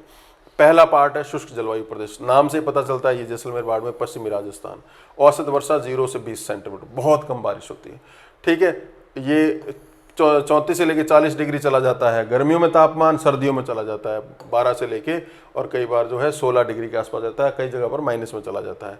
दैनिक और वार्षिक तापांतर बहुत ज़्यादा है, वेरिएंस बहुत ज़्यादा है। प्राकृतिक वनस्पति बहुत कम है, ज़्यादातर कंटीली फंटीली ये रहती है, धूल भरी आंधियाँ चलती है, भयंकर गर्मी पड़ती है, लू का प्रकोप रहता है, आर्द्रता वनस्पति कमी, ये आपको बताने की आवश्यकता नहीं, नाम से पता चलता है। फिर अर्ध शुष्क आ जाता है, उसमें सीकर, झुंझुनू वगैरह, गंगानगर जो ये कुछ पार्ट हैं 20 से 40 सेंटीमीटर है। वो सेम बात, यहाँ पर सेवण घास, दामन घास की वो रहती है, यहाँ पे पशुपालन पर भी जोर रहता है। फिर उप आर्द्र, सेम वही बातें, जिले आपको मोटा मोटी आपको आइडिया हो, इसमें नीम, बबूल, आंवला वगैरह होते हैं। फिर आर्द्र जलवायु जो वेस्ट, जो जितने ज़्यादा ईस्ट में है वहाँ पे बारिश बहुत ज़्यादा होती है, तो वहाँ पर जो है आपको 60 से 80 सेंटीमीटर तक की मिल जाएगी। और वहाँ पर जो है इस तरह के पेड़ होते हैं, नीम के, इमली, आम, शहतूत, गुलाब, गूगल, जामुन, पीपल, बरगद, बेर, धोकड़ा वगैरह। ये धोकड़ा सबसे ज़्यादा पाई जाने वाली वो मानी जाती है। धोक के जो है वो आगे वनस्पति में देखेंगे। सबसे ज़्यादा जब बारिश होती है वो है दक्षिणी पूर्वी झालावाड़ में और डूंगरपुर बांसवाड़ा में, तो ये वाले एरिया इसमें दे रखे हैं। 80 से 150 है। मानसूनी सवाना प्रकार के यहाँ पे मिलते हैं, आम, शीशम, सागवान वगैरह ये मिलते हैं, टीक के फॉरेस्ट यहाँ पे मिलते हैं। ये इस तरह से इनको बांटा गया। तो सबसे ज़्यादा शुष्क, ये फिर अर्ध शुष्क आ जाएगा, आर्द्र आ जाएगा, ये अति आर्द्र आ जाएगा, उस तरह से बांटे हुए इनको। अब कोपेन नाम के विद्वान का पूछा जाता है, तो कोपेन ने जो है वो वनस्पति का जो वर्गीकरण किया 4 भागों में, AW, RSW, BM, HN, CWN, उसी अंतर्गत इन्होंने बांटा है। तो सबसे पहला जो है उष्णकटिबंधीय आर्द्र, ठीक है, वो दाम उष्णकटिबंध में यानी ट्रॉपिकल है, आर्द्र यानी वेट, जहाँ पे गीलापन ज़्यादा रहता है, यानी इसका मतलब क्या है कि वहाँ पे बारिश ज़्यादा होती है। ये वाला प्रदेश है दक्षिण भागों में, ठीक है। बाकी सारी चीज़ें एक जैसी है, बस ये नॉमेनक्लेचर आपको याद रखना, BSHN। इसका पहले एक फॉर्मूला भी होता था बट छोड़ देता, हमारे पास समय नहीं है। ये अर्ध शुष्क है, ये अर्ध शुष्क जलवायु प्रदेश है। तो बाड़मेर, नागौर वगैरह जो है वो, बाकी सारी चीज़ें एक जैसी, बस वो आपको ये नॉमेनक्लेचर याद रखना है। ये एक बार पूछा हुआ BWHW, ये उष्णकटिबंधीय जो उधर मरुस्थल वाला है। तो 3 पार्ट राजस्थान में आते हैं कोपेन के हिसाब से। इसके अलावा थॉर्नवाइट और ट्रेवार्था वगैरह भी है। अब राजस्थान की जलवायु के जो क्लासिफिकेशन है उनके मैंने बाकी के मैप दिए हैं, वो आपको ज़्यादा दिमाग नहीं लगाना, अगर आपका समय हो तो पढ़ना, बाकी छोड़ दो। ये चीज़ें ध्यान रखनी है। सबसे ड्राइएस्ट जिला जैसलमेर, सबसे प्लेस ड्राइएस्ट फलोदी, सर्वाधिक वर्षा झालावाड़, सबसे सर्वाधिक वर्षा वाला दूसरा जिला बांसवाड़ा, न्यूनतम वर्षा जैसलमेर, सर्वाधिक आर्द्रता वाला जिला झालावाड़। वही बातें घुमा फिरा के, सर्वाधिक आर्द्रता वाला स्थान माउंट आबू, ये माउंट आबू और फलोदी याद रखना अपोजिट है एक दूसरे के। जलवायु में सर्वाधिक विषमता जैसलमेर, सर्वाधिक आंधियां गंगानगर, तिरछी किरणें गंगानगर, सीधी किरणें बांसवाड़ा, समुद्र से निकट कौन सा समुद्र नजदीक लगता है, कच्छ की खाड़ी। तापांतर सर्वाधिक चूरू, सबसे गर्म महीना जून, ठंडा महीना जनवरी। अपेक्षित आर्द्रता वाले अगर देखा जाए, सर्वाधिक अपेक्षित आर्द्रता रहती जुलाई अगस्त में, न्यूनतम रहती मार्च अप्रैल में। न्यूनतम वाला याद रखना। ये आपकी जो वन वर्ड वाले जो हैं, ये कोपन का जलवायु वर्गीकरण 3 ही पार्ट है, 1, 2 और 3, ये याद रखना। फिर ट्रेवार्था का, ये आपके थॉर्नवाइट ने बांटा, उसने भी 4 भागों में बांटा, 1, 2, 3 और ये 4 में। ये नहीं पूछेंगे आप, छोड़ो इसको। अब राजस्थान में जलवायु का ही पार्ट है मानसून और वर्षण, तो वर्षण का थोड़ा सा आप इसमें देख लीजिए कि कब होता है। 16 से 15 जून में हमारा आना इसमें हो जाता है। सबसे पहले दक्षिण से आती है हवाएं। देखो मानसून क्या, मानसून के बारे में कोटेश्वरम नाम का एक विद्वान है, वो ये बोलते हैं कि मानसून को जितना पढ़ा लिखा आदमी उतना मानसून को कम समझेगा। पारंपरिक तरीके से लोग समझते हैं वो ज़्यादा है। तो मानसून एक प्रकार का पूरा एक क्लाइमेटिक सिस्टम है, जिसमें क्या होता है कि वर्षा आती है, हवाओं के साथ जो बादल आते हैं वो बरस के चले जाते हैं। तो साल में एक बार जो है उनकी दिशा रहती है जल से थल की ओर, एक बार रहती है थल से जल की ओर। तो वो इस प्रकार की जो जलवायु है वो मानसून जलवायु कहलाती है। वो क्यों आती है, उसके मेन रीज़न जो है वो माने जाते हैं तापांतर की वजह से। जैसे ही गर्मियाँ होगी, स्थल भाग ज़्यादा गर्म होगा, जल थोड़ा कम होगा, वो उनकी प्रॉपर्टीज़ हैं। जो स्थल पार्ट है, लैंड मास है, वो ज़्यादा गर्म होगा तो वहाँ टेम्परेचर हाई होने से प्रेशर लो हो जाएगा, तो हवाएं जो है हाई प्रेशर से लो प्रेशर की तरफ चलेंगी, तो पानी जो है अपने साथ लेके जाएंगी। लेकिन टेम्परेचर तो अप्रैल में बढ़ जाता है, तो बारिश होती है जून में लास्ट में जाते हैं, जुलाई अगस्त में ज़्यादा होती है। तो ऐसा क्यों, तो उसकी कई थ्योरीज हैं। कोई बोलते हैं जेट स्ट्रीम रहती है, जेट स्ट्रीम शिफ्ट नहीं होगी तब तक कुछ नहीं हो सकता। कोटेश्वरम बोलते हैं तिब्बत के पठार का सिद्धांत है। कोई बोलते हैं कि भाई अलग अलग जो सेल्स बने हुए हैं उसकी वजह से, तो नाना प्रकार के रीजन। तो कुल मिला के जो है सो है वो आप ये समझ लीजिए कि मई जून में जो है सिंध प्रांत पश्चिमी राजस्थान में अत्यधिक गर्मी बनती है, निम्न वायुदाब बनता है, हिंद महासागर से दक्षिणी पश्चिमी मानसूनी हवाएं आती है। इस मानसूनी पवनों की दोनों शाखाएं जो है अरब सागर बंगाल की खाड़ी मार्ग राजस्थान में आती है। तो अरब सागर से आने वाली जो है अरावली पैरेलल रह जाती है, थोड़ा सा वर्षा करती है। बंगाल की खाड़ी वाली पहुंचते पहुंचते पहले ही खाली हो चुकी होती है और तो कम बारिश करती है। तो थोड़ा बहुत आपको ये आपने मुझे लगता है बचपन से पढ़ा होगा। दक्षिणी पश्चिमी पवनों का एक भाग बंगाल की खाड़ी से निकलता है, अराकान योमा से निकलता है, फिर थार के मरुस्थल में पहुंचता है, फिर वहाँ पर जो है सबसे पहले, अब राजस्थान ऐसे बना हुआ देखिए, ये मगर भारत का अगर मैप अगर देखें ये, तो ये तो आपकी बंगाल की खाड़ी हो गई, ये अरब सागर हो गई, ये आपकी अरावली है, ठीक है। राजस्थान आपका ऐसे, जैसे अगर ये राजस्थान का कर दें तो इधर वाली जो होगी वो बट नेचुरल है कि वो सबसे पहले विंध्यन को टच करेंगी। अरब सागर वाली होगी तो बांसवाड़ा वाले को टच करेंगी। तो कॉमन सेंस की बात है, इसमें बहुत ज़्यादा दिमाग लगाने वाली कुछ नहीं है।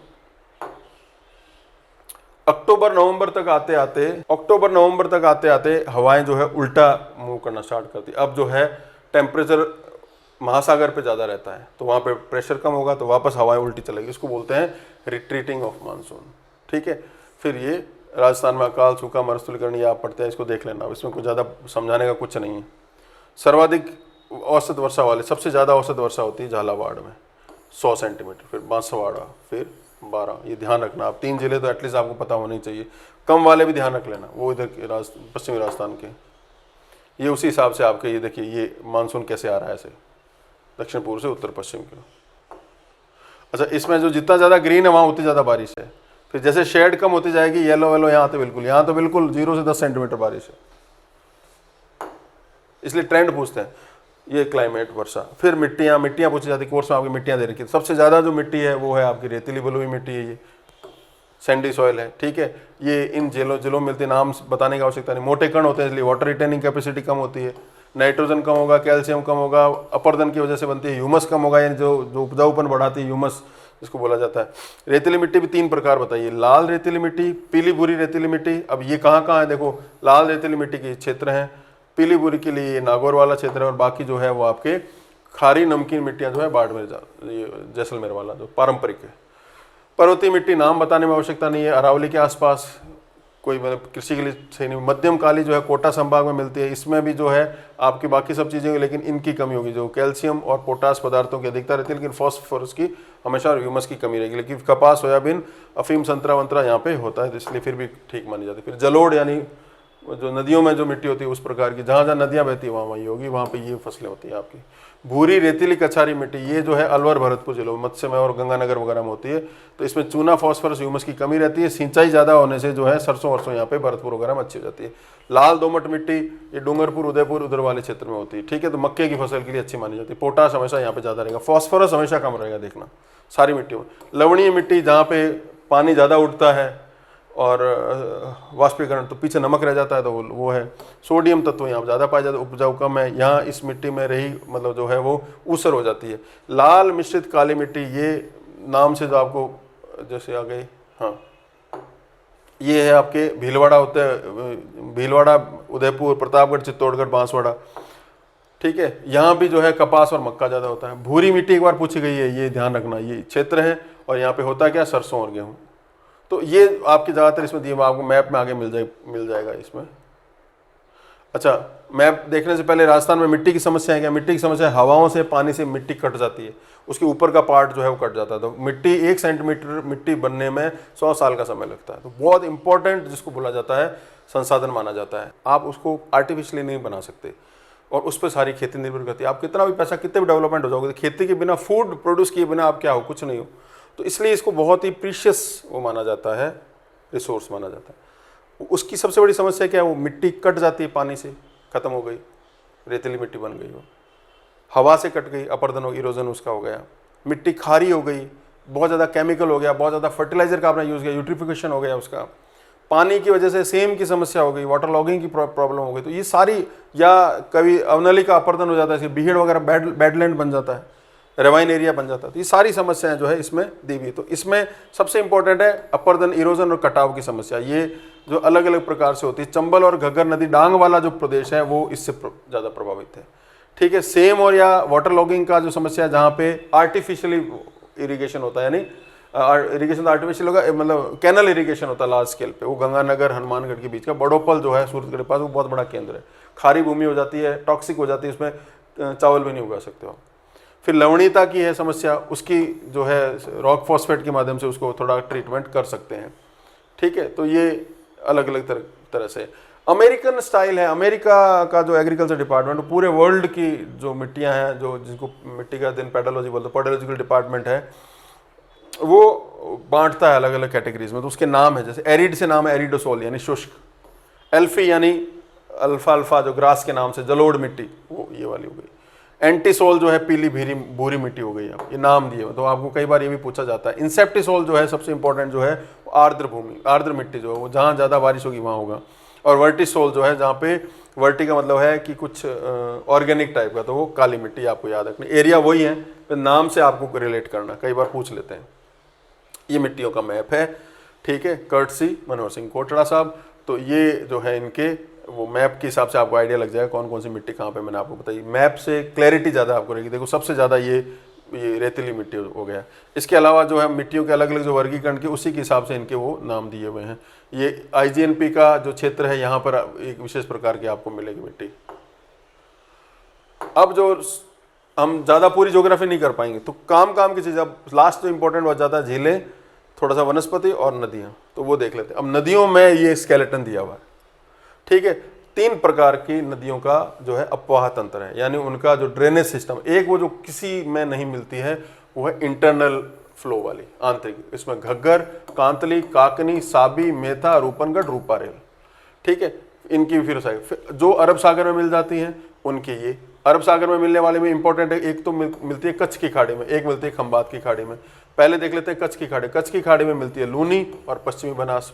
ठीक है, लूनी की फिर ये सहायक नदियाँ। अब लूनी की जो सहायक नदियाँ हैं उनमें भी इंपॉर्टेंट क्या है, कौन सी लेफ्ट हैंड ट्रिब्यूटरी, कौन सी राइट हैंड। तो राइट हैंड से यानी नागौर साइड से एक जोजरी नदी आती है, बाकी सारी जो है लेफ्ट हैंड से आके मिलती है, उनकी ये होगी। फिर आ जाओ आप जो खंबात की खाड़ी। खंबात की खाड़ी में 2 नदियाँ गिरती हैं, साबरमती और माही, और ये उनकी सहायक नदियों के नाम है। इस स्केलेटन से आपको याद हो जाएगा। फिर बंगाल की खाड़ी में गिरने वाली, यानी जो यमुना मिलती है, यमुना मिलती है गंगा में, और गंगा मिल जाती है आगे जो है ब्रह्मपुत्र में मिलकर बंगाल की खाड़ी में गिरती है। तो ये इसमें मेन इंपॉर्टेंट है बाणगंगा, गंभीरी, पार्वती और चंबल, 4 बड़ी नदियां। इन्हीं के फिर जो है मैदान हमने पढ़े थे। बाणगंगा में गुमटी वाला, सुरा, पलोसन, ये आपको नाम याद रखने। गंभीरी में पांचना, सहसा, खेर। पार्वती में सेरनी, मेडका और चंबल की जो है ये इंपॉर्टेंट सहायक नदियाँ। इसमें इंपॉर्टेंट जो है आपके बनास, बामनी, काली सिंध और पार्वती। ठीक है, फिर इस हिसाब से इनकी जो है सहायक नदियों को बनाइए, पूरा स्केलेटन आपको याद रखना पड़ेगा। अब नदियों का अपवाह तंत्र कैसे बनता है? कुछ नदियां जो है एक ही जगह से निकलती हैं, जैसे ठीक है, एक बंगाल की खाड़ी में गिर रही है, पास पास में निकल रही है। ठीक है, एक महानदी गिर रही है बंगाल की खाड़ी में, नर्मदा गिर रही है अरब सागर में, 5 किलोमीटर का डिफरेंस नहीं होगा उसका ओरिजिन से। तो बीच में जो पार्ट उनको अलग करता है उसको महान विभाजक, ग्रेट डिवाइडिंग रेंज बोलते हैं। अरावली उसमें से एक माना जाता है, तो उसको वाटरशेड कहा जाता है। ठीक है, अब राजस्थान में कौन से हैं जो तय करते हैं? वो ये है कि ये यहाँ से सांबर झील, अजमेर, ये वाटर डिवाइडिंग माने गए, बांटने वाले।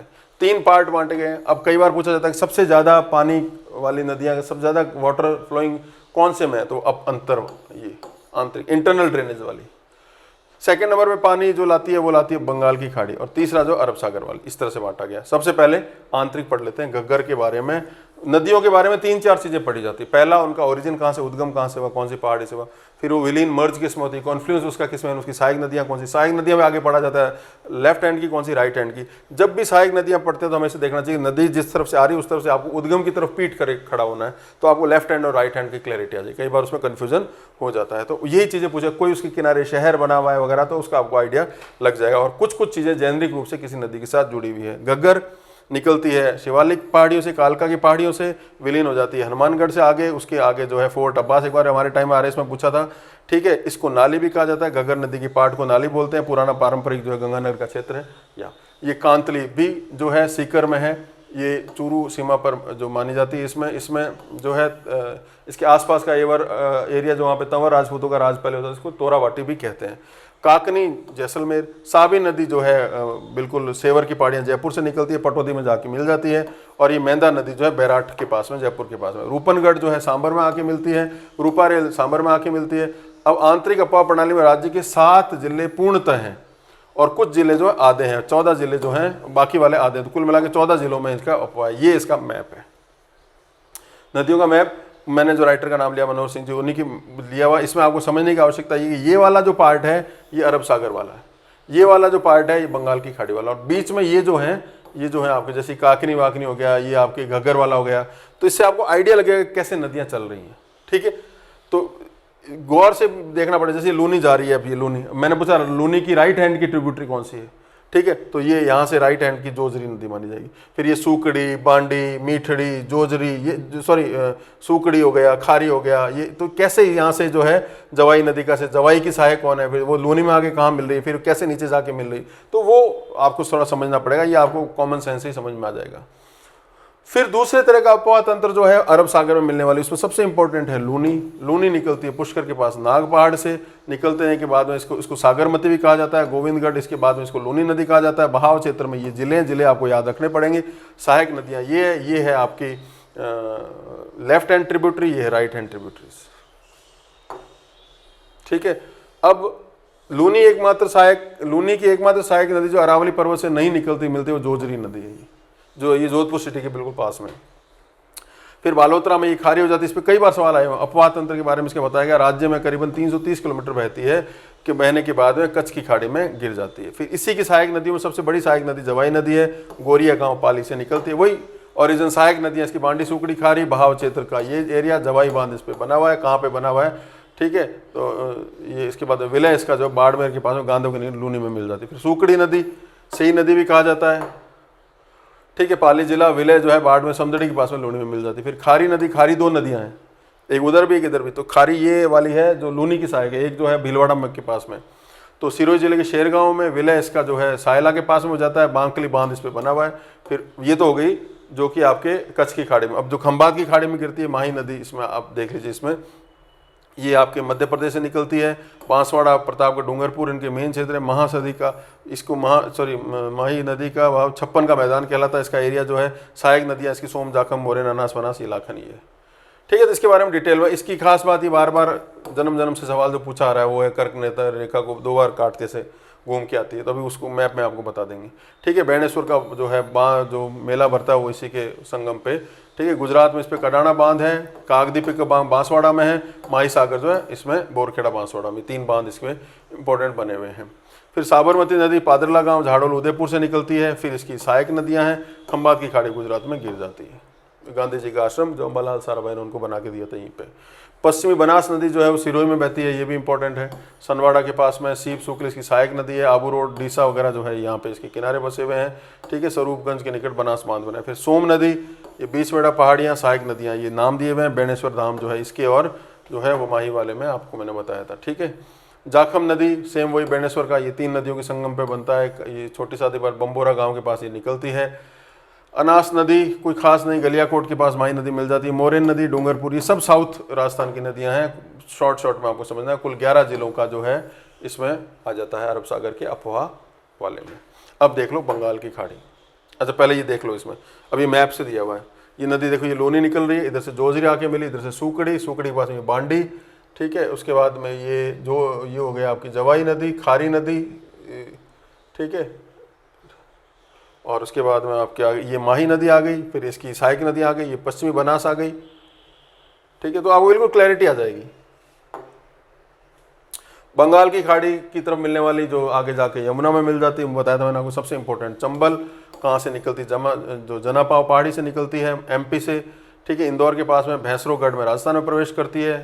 राजस्थान की एकमात्र जो नित्यवाही पेरेनियल रिवर है, ठीक है। सबसे राज्य की सबसे बड़े अपवाह क्षेत्र वाली मानी जाती है, सर्वाधिक जलापूर्ति करने वाली मानी जाती है। बांध इस पे गांधी सागर, राणा प्रताप, जावार, कोटा बैराज बना हुआ है। 3 पे तो बिजली बनती है, कोटा पे कुछ नहीं बनती है। सहायक नदियाँ ये देखिए, विलय इसका जो है मुरादगंज इटावा में यूपी में हो जाता है। तो यूपी, एमपी, राजस्थान में बहती है, बॉर्डर बनाती है। अभी मैप में आपको समझा, इसकी सहायक पार्वती नदी है, इसकी सहायक काली सिंध नदी है। इसमें सब आपको डिटेल में ये दिया हुआ। बामनी, आहू, परवन जो है, बनास नदी और चंबल ढंग से पढ़ के जाइएगा बस, ये आपको। अच्छा इसके अलावा ये वाली जो नदियां हैं, बाण गंगा भी इंपॉर्टेंट है। अभी जयपुर के पास में एक कृत्रिम नदी और बना दी, द्रव्यवती, अभी चल रही है। तो ये जो इसके बारे में थोड़ा बहुत आप पढ़ लेना, ये ठीक है, टाटा वालों ने बनाया। अब ये यहाँ पे देखिए, चंबल जा रही है, ये यहाँ से देखिए आप, ये आपको चंबल देखिए, ये यहाँ से स्टार्ट होती है, जनापाव से होती हुई ये ऐसे ये बॉर्डर बना रही है, ठीक है। मध्य प्रदेश, यूपी, और ये इसको बॉर्डर बना रही है। इसमें यहाँ से इसकी कौन कौन सी नदियाँ मिली, तो आप नाम भी दिया हुआ, आपको बिल्कुल क्लियर समझ में आ जाएगा। बाणगंगा कैसे निकल रही है, ठीक है, कौन कौन सी गंभीर नदी कहाँ पे निकल रही है। इसके अलावा जैसे खारी नदी है, अजमेर और भीलवाड़ा का बॉर्डर बनाती है खारी नदी।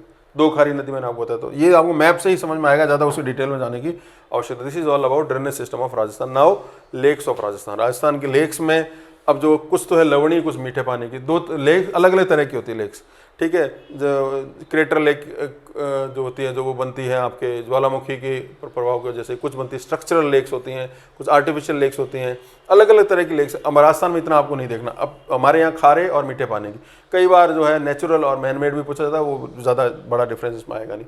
सबसे इंपॉर्टेंट सांभर, ठीक है। नदियाँ ये मैंने आपको बताई थी, 4 नदियाँ इंपॉर्टेंट याद रखनी है, ठीक है। 2 राज्यों में, 2 जिलों में फैला हुआ, जयपुर और नागौर में, ठीक है। सबसे बड़ी झील मानी जाती है खारे पानी की। देश की कुल नमक उत्पादन का 8% ये करता है। और अंग्रेजों ने यहाँ पे पहले नमक के कर के लिए, पहले भी इस पर बहुत लड़ाइयाँ चलती थी, ठीक है, मारवाड़ और ढूंढाड़ के बीच में। तो ये बीच में मेवाड़ भी आ गया था, ठीक है। फिर ये डीडवाना की झील जो इसमें सोडियम सल्फेट बनाने का है, ये सब पुराने जो है 33 के वो माने जाते हैं। पचपदरा में खारवाल जाति के लोग मोरली झाड़ी से यह बनाते हैं। 98% सबसे अच्छी क्वालिटी का नमक यहाँ का माना जाता है। फिर ये लूण कंसर, ठीक है। अब ऐसा माना जाता है कि लवणीय झीलें तैथिस सागर का अवशेष है। पश्चिमी राजस्थान में छोटी जो झीलें होती हैं उनको टाड खारचिया रण कहते हैं, ठीक है।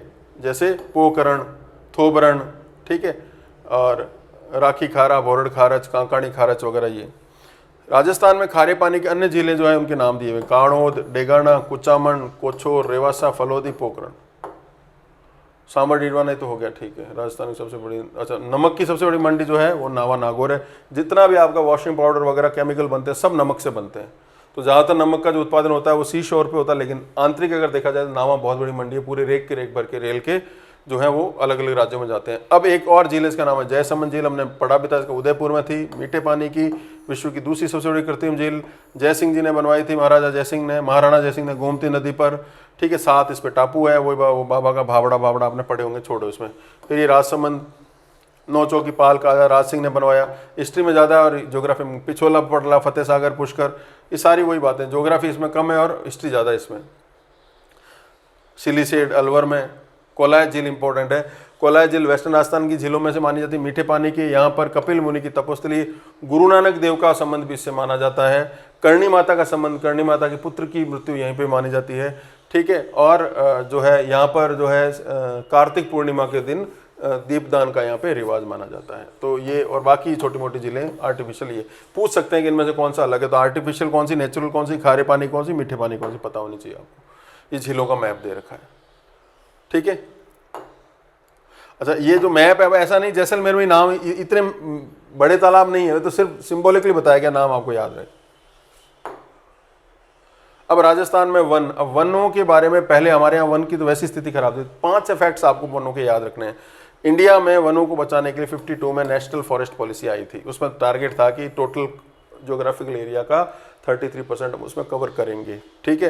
राजस्थान में 2010 में टारगेट रखा गया कि 10% तक करेंगे। अभी हमारे देश का टोटल जो फॉरेस्ट एरिया उसमें का 3% के आसपास राजस्थान वन करता है, ठीक है। एक आदमी को इतना % जो है पर हेक्टेयर, इतना हमारे को वन मिल रहा है। वन के बिना कुछ भी नहीं होने वाला, ठीक है।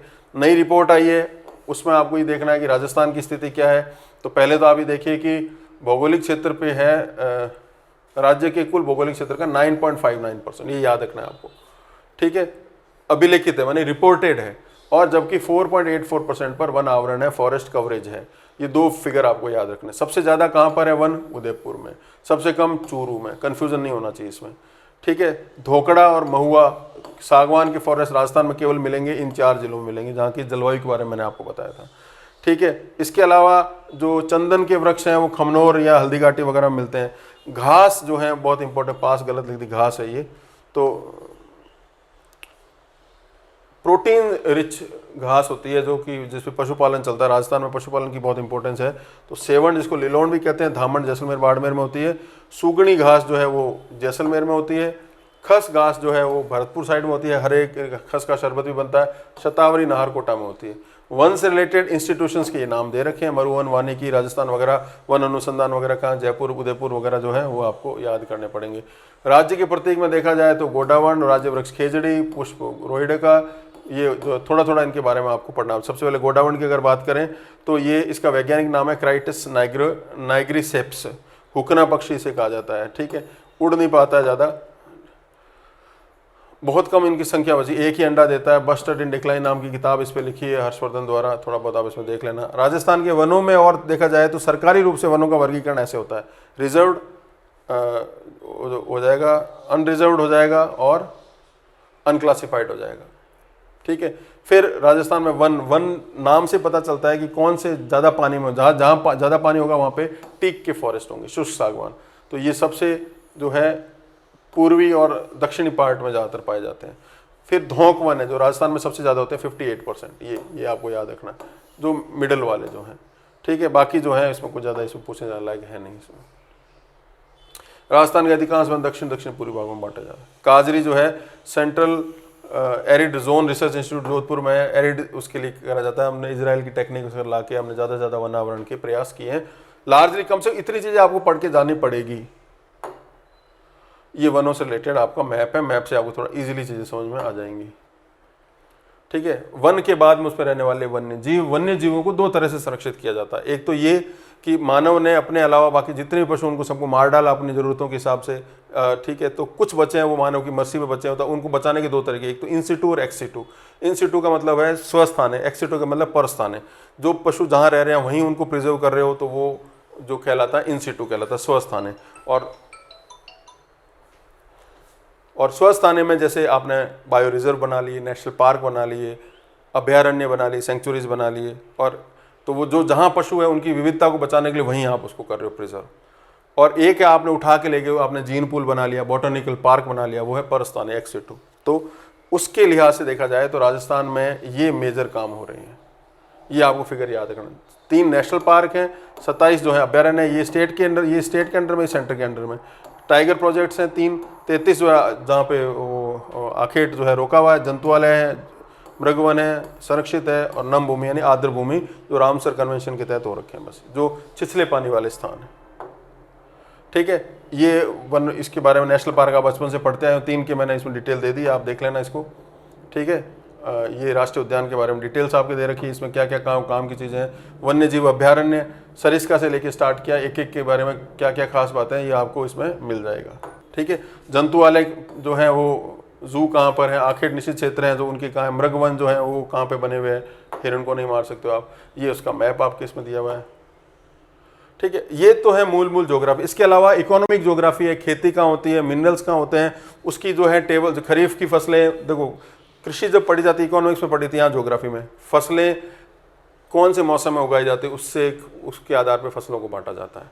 तो गर्मियों वाली फसल बरसात वाली फसल कहलाती है खरीफ, सर्दियों वाली फसल कहलाती है रबी, बीज की फसल कहलाती है जायद। अब जहाँ पे जितना सिंचित क्षेत्र होगा वहाँ रबी ज़्यादा होगी, जहाँ पे कम होगा वहाँ पे खरीफ ज़्यादा होगी, या सब्जियाँ वगैरह होगी वहाँ भी सिंचित ज़्यादा होगी जायद की फसलें में। फसलें खाद्यान्न उगा रहे हो, तिलहन उगा रहे हो, दलहन उगा रहे हो, रोकड़ जो फसलें उगा रहे हो, कैश क्रॉप्स उगा रहे हो, उसके हिसाब से उनका अलग अलग वर्गीकरण तो अलग अलग तरह से है। तो मेन जो खरीफ की फसलें मानी जाती है हमारे यहाँ पर राजस्थान में, चूंकि शुष्क कृषि होती है यानी बिना किसी इरिगेशन की जो खेती होती है, जो शुष्क कृषि ड्राई फार्मिंग बोलते हैं, तो राजस्थान का बहुत बड़ा क्षेत्रफल जो है वो इसी खरीफ के तहत होता है। ठीक है, बड़ी जो फसलें हैं वो ये बाजरा, ज्वार, मक्का वगैरह ये हो गई। ठीक है, ये इंपॉर्टेंट है, पता है होते कि बरसात में वही जाती है, बाद में दिवाली से पहले काट के रख ली जाती है तो उसका समय। फिर रबी की फसल सर्दियों में उगाई जाती है। ठीक है, और जो है होली से पहले इसको काट लिया जाता है। राजस्थान में इतने परसेंटेज जहाँ पे सिंचित होती है, गेहूं जो चना जो है वो इसके अंदर आ जाते हैं। जायद की फसलें वही बीज की जो फसलें आ जाती है, खरबूज, तरबूज, ककड़ी जो है ना वगैरह वगैरह सब्जियाँ ये। अब ये प्रमुख फसलें हैं, आपको जो इसमें चीज़ें याद रखनी है वो याद रखनी, ये टेबल, ये मेन फसलें, इनका एरिया। मक्का सबसे पहला भीलवाड़ा में होता है, बाजरा बाड़मेर में, ज्वार अजमेर में, चावल जो है बूंदी में, गेहूं गंगानगर में, जो जयपुर में। कुल अनाज जो है वो सबसे ज़्यादा जो है ये देखो इंपॉर्टेंट है, बाड़मेर में सबसे ज़्यादा। ठीक है, क्षेत्रफल वाला। फिर उत्पादन भी अगर देखोगे तो बाकी सब में लगभग सेम है, किसी में वो नहीं, इसमें थोड़ा फर्क है, एक इसमें थोड़ा फर्क है। सबसे सर्वाधिक उत्पादन बाजरे का अलवर करता है, क्षेत्र बाड़मेर में। यहाँ पे कुल अनाज क्षेत्र बाड़मेर में, लेकिन अलवर सबसे ज़्यादा करता है, ये थोड़ा कन्फ्यूजन नहीं होना चाहिए। बाकी सब इसमें दे रखा है आपका, ये आपका मैप। फिर कृषि में दलहन है, दालें हैं, तो दालों के जो है मोट, चना, मूंग, उड़द वगैरह, ये इसमें कौन सी जो है रबी की है कोई खरीफ की, वो भी आपको आइडिया इसमें लग जाएगा। इसी तरह से ये टेबल दे रखी है। तिलहन की फसलें हमारे यहाँ पर, ये आपको रट्टा मारने के अलावा कोई इलाज नहीं इसका। ठीक है, बागवानी की फसलें भी हमारे यहाँ पर होती है। बागवानी में सवाल कम जनरली पूछे जाते हैं। ये बागवानी की चीज़ें और जो चीज़ें हैं वो आपके आम, किन्नू, नींबू, अमरूद, आंवला, पहले क्षेत्र देख लीजिए बस ये। तो थोड़ा सा इसको ऐसे सोचिए, अमरूद, अब आपको अमरूद सबसे ज़्यादा राजस्थान में कहाँ होते हैं? आपका आप साथी है जो पढ़ने वाला, उससे पूछिए भाई अमरूद कहाँ होते हैं, सोचो ज़रा, गैस क्या नहीं है तो आपको पता चल रहा है यार बूंदी में अमरूद सबसे ज़्यादा होते हैं। अब किसी को नहीं पता था ये तो। ठीक है, सवाई माधोपुर जाते हैं, रणथंभौर जाते हैं जयपुर से, तो वहाँ अमरूद खूब सारे मिलते हैं। लोग सवाई माधोपुर को भी कंफ्यूज कर जाते हैं, सबका अलग अलग है। ठीक है, आंवला है वो अजमेर में हो रहा है, पपीता भीलवाड़ा में हो रहा है, गुलाब पुष्कर में हो रहा है, चलो ये तो हो जाता है, टमाटर जयपुर में हो रहा है, तंबाकू अलवर में हो रहा है। तो रोचकता के साथ पढ़ोगे चीज़ें याद होंगी आपको। इसबगोल वसबगोल तो पड़ा हुआ है, जालौर वालोर में होता है ये। राजस्थान में विशिष्ट कृषि जिनसों की मंडियाँ, मंडी पे अब इतना याद हो तो कर लो, बाकी जहाँ प्रोडक्शन ज़्यादा नज़दीक होगा बड़ी मंडी उसी हिसाब से बनी हुई है। ये बीजिए मसाला छोड़ो, इसमें कुछ नहीं। ये बागवानी फसलों के मैप दिए हुए हैं। अब सिंचाई के साधन भी इसी में आ जाते हैं। राजस्थान में सबसे ज़्यादा जो सिंचाई होती है वो अंडरग्राउंड वाटर से होती है, इसलिए यहाँ पर पानी जो है वो टोटल राजस्थान पूरे भारत में विश्व के पानी का 4% है, और आज भारत वाले में 1%, 1.16%, 1.6% है राजस्थान में स्थिति। आप अंदाज़ा लगा सकते हो कैसी होगी, और उसमें सिंचित इतनी हो रही है। ठीक है, तो सबसे ज़्यादा हो रही है जो सिंचाई राजस्थान में हो रही है वो कुओं से हो रही, सेकंड नहर पे हो रही है। तालाब इसलिए यहाँ कम है क्योंकि बारिश ही कम होती है। तालाब तो इसलिए साउथ इंडिया में ज़्यादा कि 2-2 बार बारिश होती है। तो सिंचित सबसे ज़्यादा गंगानगर है, नाम बताने क्योंकि नहर है वहाँ पर। ठीक है, सबसे कम राजसमंद, ये ध्यान रखना इस चीज़ का। ठीक है, कुल कृषि क्षेत्र का सर्वाधिक भाग जो सिंचित होता है गंगानगर में, सबसे कम चूरू जिले में। ठीक है, राज्य में गेहूं की फसल के अंतर्गत सर्वाधिक सिंचित क्षेत्र जो है वो राई और सरसों के बीच में के माना वही मेन है, रबी की मानी जाती है। तो ये कुछ डिटेल शॉर्ट में आपको दे रखी, सबसे कम सिंचित क्षेत्र वाला वगैरह, तो ये आपको थोड़ा देखना पड़ेगा। तालाबों में दक्षिणी पूर्व, क्योंकि वहाँ पे बारिश ज़्यादा होगी, तालाब ज़्यादा होंगे, तो थोड़ा नेचुरली आपको लॉजिकल यूज़ करना पड़ेगा। 4 सिंचाई परियोजनाएं जो है बताई कि एक होती है मल्टीपर्पज़ जिसमें बिजली बनती है, बाकी जो है इरिगेशन के हिसाब से मेजर, मिडल और जो है स्मॉल इरिगेशन होता है। तो सबसे इंपॉर्टेंट जो है वो इंदिरा गांधी नहर, इस पर प्रश्न आते रहते हैं, तो थोड़ा बहुत ही आपको डिटेल में देखना पड़ेगा इसमें। ये ऐसे दी हुई बहुउद्देशीय है राजस्थान की 4, जहाँ पे बिजली भी साथ में बनती है। ठीक है, ये 4 का नाम आपको याद। वृहद है टोटल ऐसी जो 10,000 हेक्टेयर को सिंचित करती हैं। तो इसमें अगर आप देखो इंदिरा गांधी, नर्मदा और गंग नहर है। इसके बाद में राजीव गांधी सिद्धमुख से लेके ये वाली आपको और याद रखनी, मेजर ये ऊपर वाली। मध्यम सिंचाई 2000 से 10,000 हेक्टेयर करती है। ये अगर कोई करंट में रही इकोनॉमिक रिव्यू में तो याद रखना, बाकी छोड़ो इसमें, बाकी छोटी वाली छोड़ो, कोई मतलब नहीं। ये उसी हिसाब से आपकी इसमें बताई हुई है। बहुउद्देश्य में जो 4 हैं उनके बारे में डिटेल में बता रखी है। पहला भाखड़ा नागल वगैरह, इसमें कितना शेयर है किसका, ठीक है। और फिर इसमें कहाँ कहाँ पर क्या बन रहा है, ये 2 इंपॉर्टेंट, भाखड़ा पे और नांगल में क्या है। फिर व्यास वाला इंपॉर्टेंट है, इनकी स्थिति क्या क्या है, ठीक है। लाभान्वित वाले जिले कौन से, तो व्यास परियोजना जो है हरिके बैराज के पास में, ये जो यहाँ से IGNP को मिलता है। इसमें बांध जो बनाए गए, पंडोह बांध, पोंग बांध, ये आपको आसानी से समझ में आ जाएगा जिन लोगों को कन्फ्यूजन है। फिर चंबल में, चंबल के भी 3 चरण है, ये आपको याद रखने हैं, ठीक है। क्षमता कितनी है, कौन से 3 जिले इससे प्रभावित हो रहे हैं, जो फायदा हो रहा है। फिर माही बजाज सागर है, 2 जिले इससे प्रभावित होने वाले, इतनी बिजली मिल रही है। और ये 3 बांध जो इंपॉर्टेंट याद रखने, पक्का सवाल आता है इसमें से, ये मैप से आपको बताया हुआ। वैसे वृहद की भी आपको ये पूरा लिस्ट दे रखी है। वृहद भी आपको एटलीस्ट ये 4 तो आपको याद रखने, बाकी वाले आपको याद हो तो ठीक है, नहीं तो कोई बात छोड़ दी। इंदिरा गांधी परियोजना तो सवाल एक आधा बनता ही बनता है, कैसे स्टार्ट हुई, वही कंवर सेन ने बात करी, फिर जीवन रेखा मानी जाती है, फिर इसको IGNP नाम पड़ा इंदिरा गांधी की डेथ के बाद। पहले राजस्थान कैनाल बोलते थे, कैसे इसका उद्घाटन हुआ, ठीक है। फिर इसके चरण कैसे कैसे तो आपको समझ में आ जाएगा। अब इसमें मेन क्या है कि जो नहर निकलती है राजस्थान फीडर, ये हरिके बैराज से लेकर मसीता वाली तक, इसमें पानी यूज़ नहीं कर सकते, सीधा पानी आता है राजस्थान के अंदर, वहाँ से होके पंजाब से होके, ठीक है। फिर उसके बाद में वहाँ से स्टार्ट हो जाती है, तो पंजाब, हरियाणा, फिर राजस्थान, 3 राज्यों से। इसलिए राजस्थान वाला जो स्टार्ट हो जाता है वो आपके मसीता वाली से स्टार्ट हो जाता है। मसीता वाली से लेके और मोहनगढ़ तक जो है 445 किलोमीटर इसकी लंबाई है। ये 4 जिले इसके अंदर आते हैं, ठीक है। मोहनगढ़ इंपॉर्टेंट मानेंगे, हालांकि अब तो है रामगढ़ तक लेके चले गए हैं, लेकिन थोड़ा अब जो है, अब पानी जब आ रहा है तो पानी जब आएगा तो एक तो नेचुरल ढाल होता है, तो वहाँ तो पानी आपने सहायक नदियाँ, नहर की ब्रांचेस निकाल दी, पानी अपने आप चला जाएगा, नेचुरल फ्लोज। लेकिन जहाँ पर ऊंचाई है वहाँ पे आपको लिफ्ट करना पड़ेगा, लिफ्ट कैनाल लगानी पड़ेगी। तो ढाल कैसा है, इसका ढाल उत्तर पश्चिम भाग का ढाल जो है दक्षिण पूर्व से उत्तर पश्चिम की ओर है, यानी उत्तर पश्चिम की ओर आपकी केवल ब्रांचेस बनेगी और दक्षिण पूर्व की ओर जो है वो बनेगी लिफ्ट कैनाल है। फिर आगे आने के बाद में तो है थोड़ा सी चेंज हो जाता है। इसलिए क्या है कि परियोजना की सभी 7 लिफ्ट नहरें जो है बाईं तरफ है उनकी, और 9 शाखाएं जो है रावतसर को छोड़ के वो सब दाईं तरफ निकलती है। रावतसर वाली जो है बाईं तरफ निकलती है। ये बहुत इंपॉर्टेंट फैक्ट है, आपको याद रखना पड़ेगा इसको। 9 जिले इसमें कवर होते हैं, ठीक है। बाकी इसमें जो चीज़ें बताई गई, इसका जो है ये आपके लिफ्ट नहरें, ये आपको याद रखने पड़ेंगे, हर बार इसमें सवाल आता है। ये इसका पूरा जो है एक टाइमलाइन बनाई हुई, कैसे स्टार्ट हुई, कहाँ कहाँ पे क्या हुआ, इसको देख लोगे तो काफ़ी चीज़ें आपको क्लियर हो जाएंगी इसमें। ये बाकी छोटी वाली ये आपको लास्ट में याद करनी हो तो नहीं, छोड़ो इसमें, कोई याद नहीं रहने वाली है।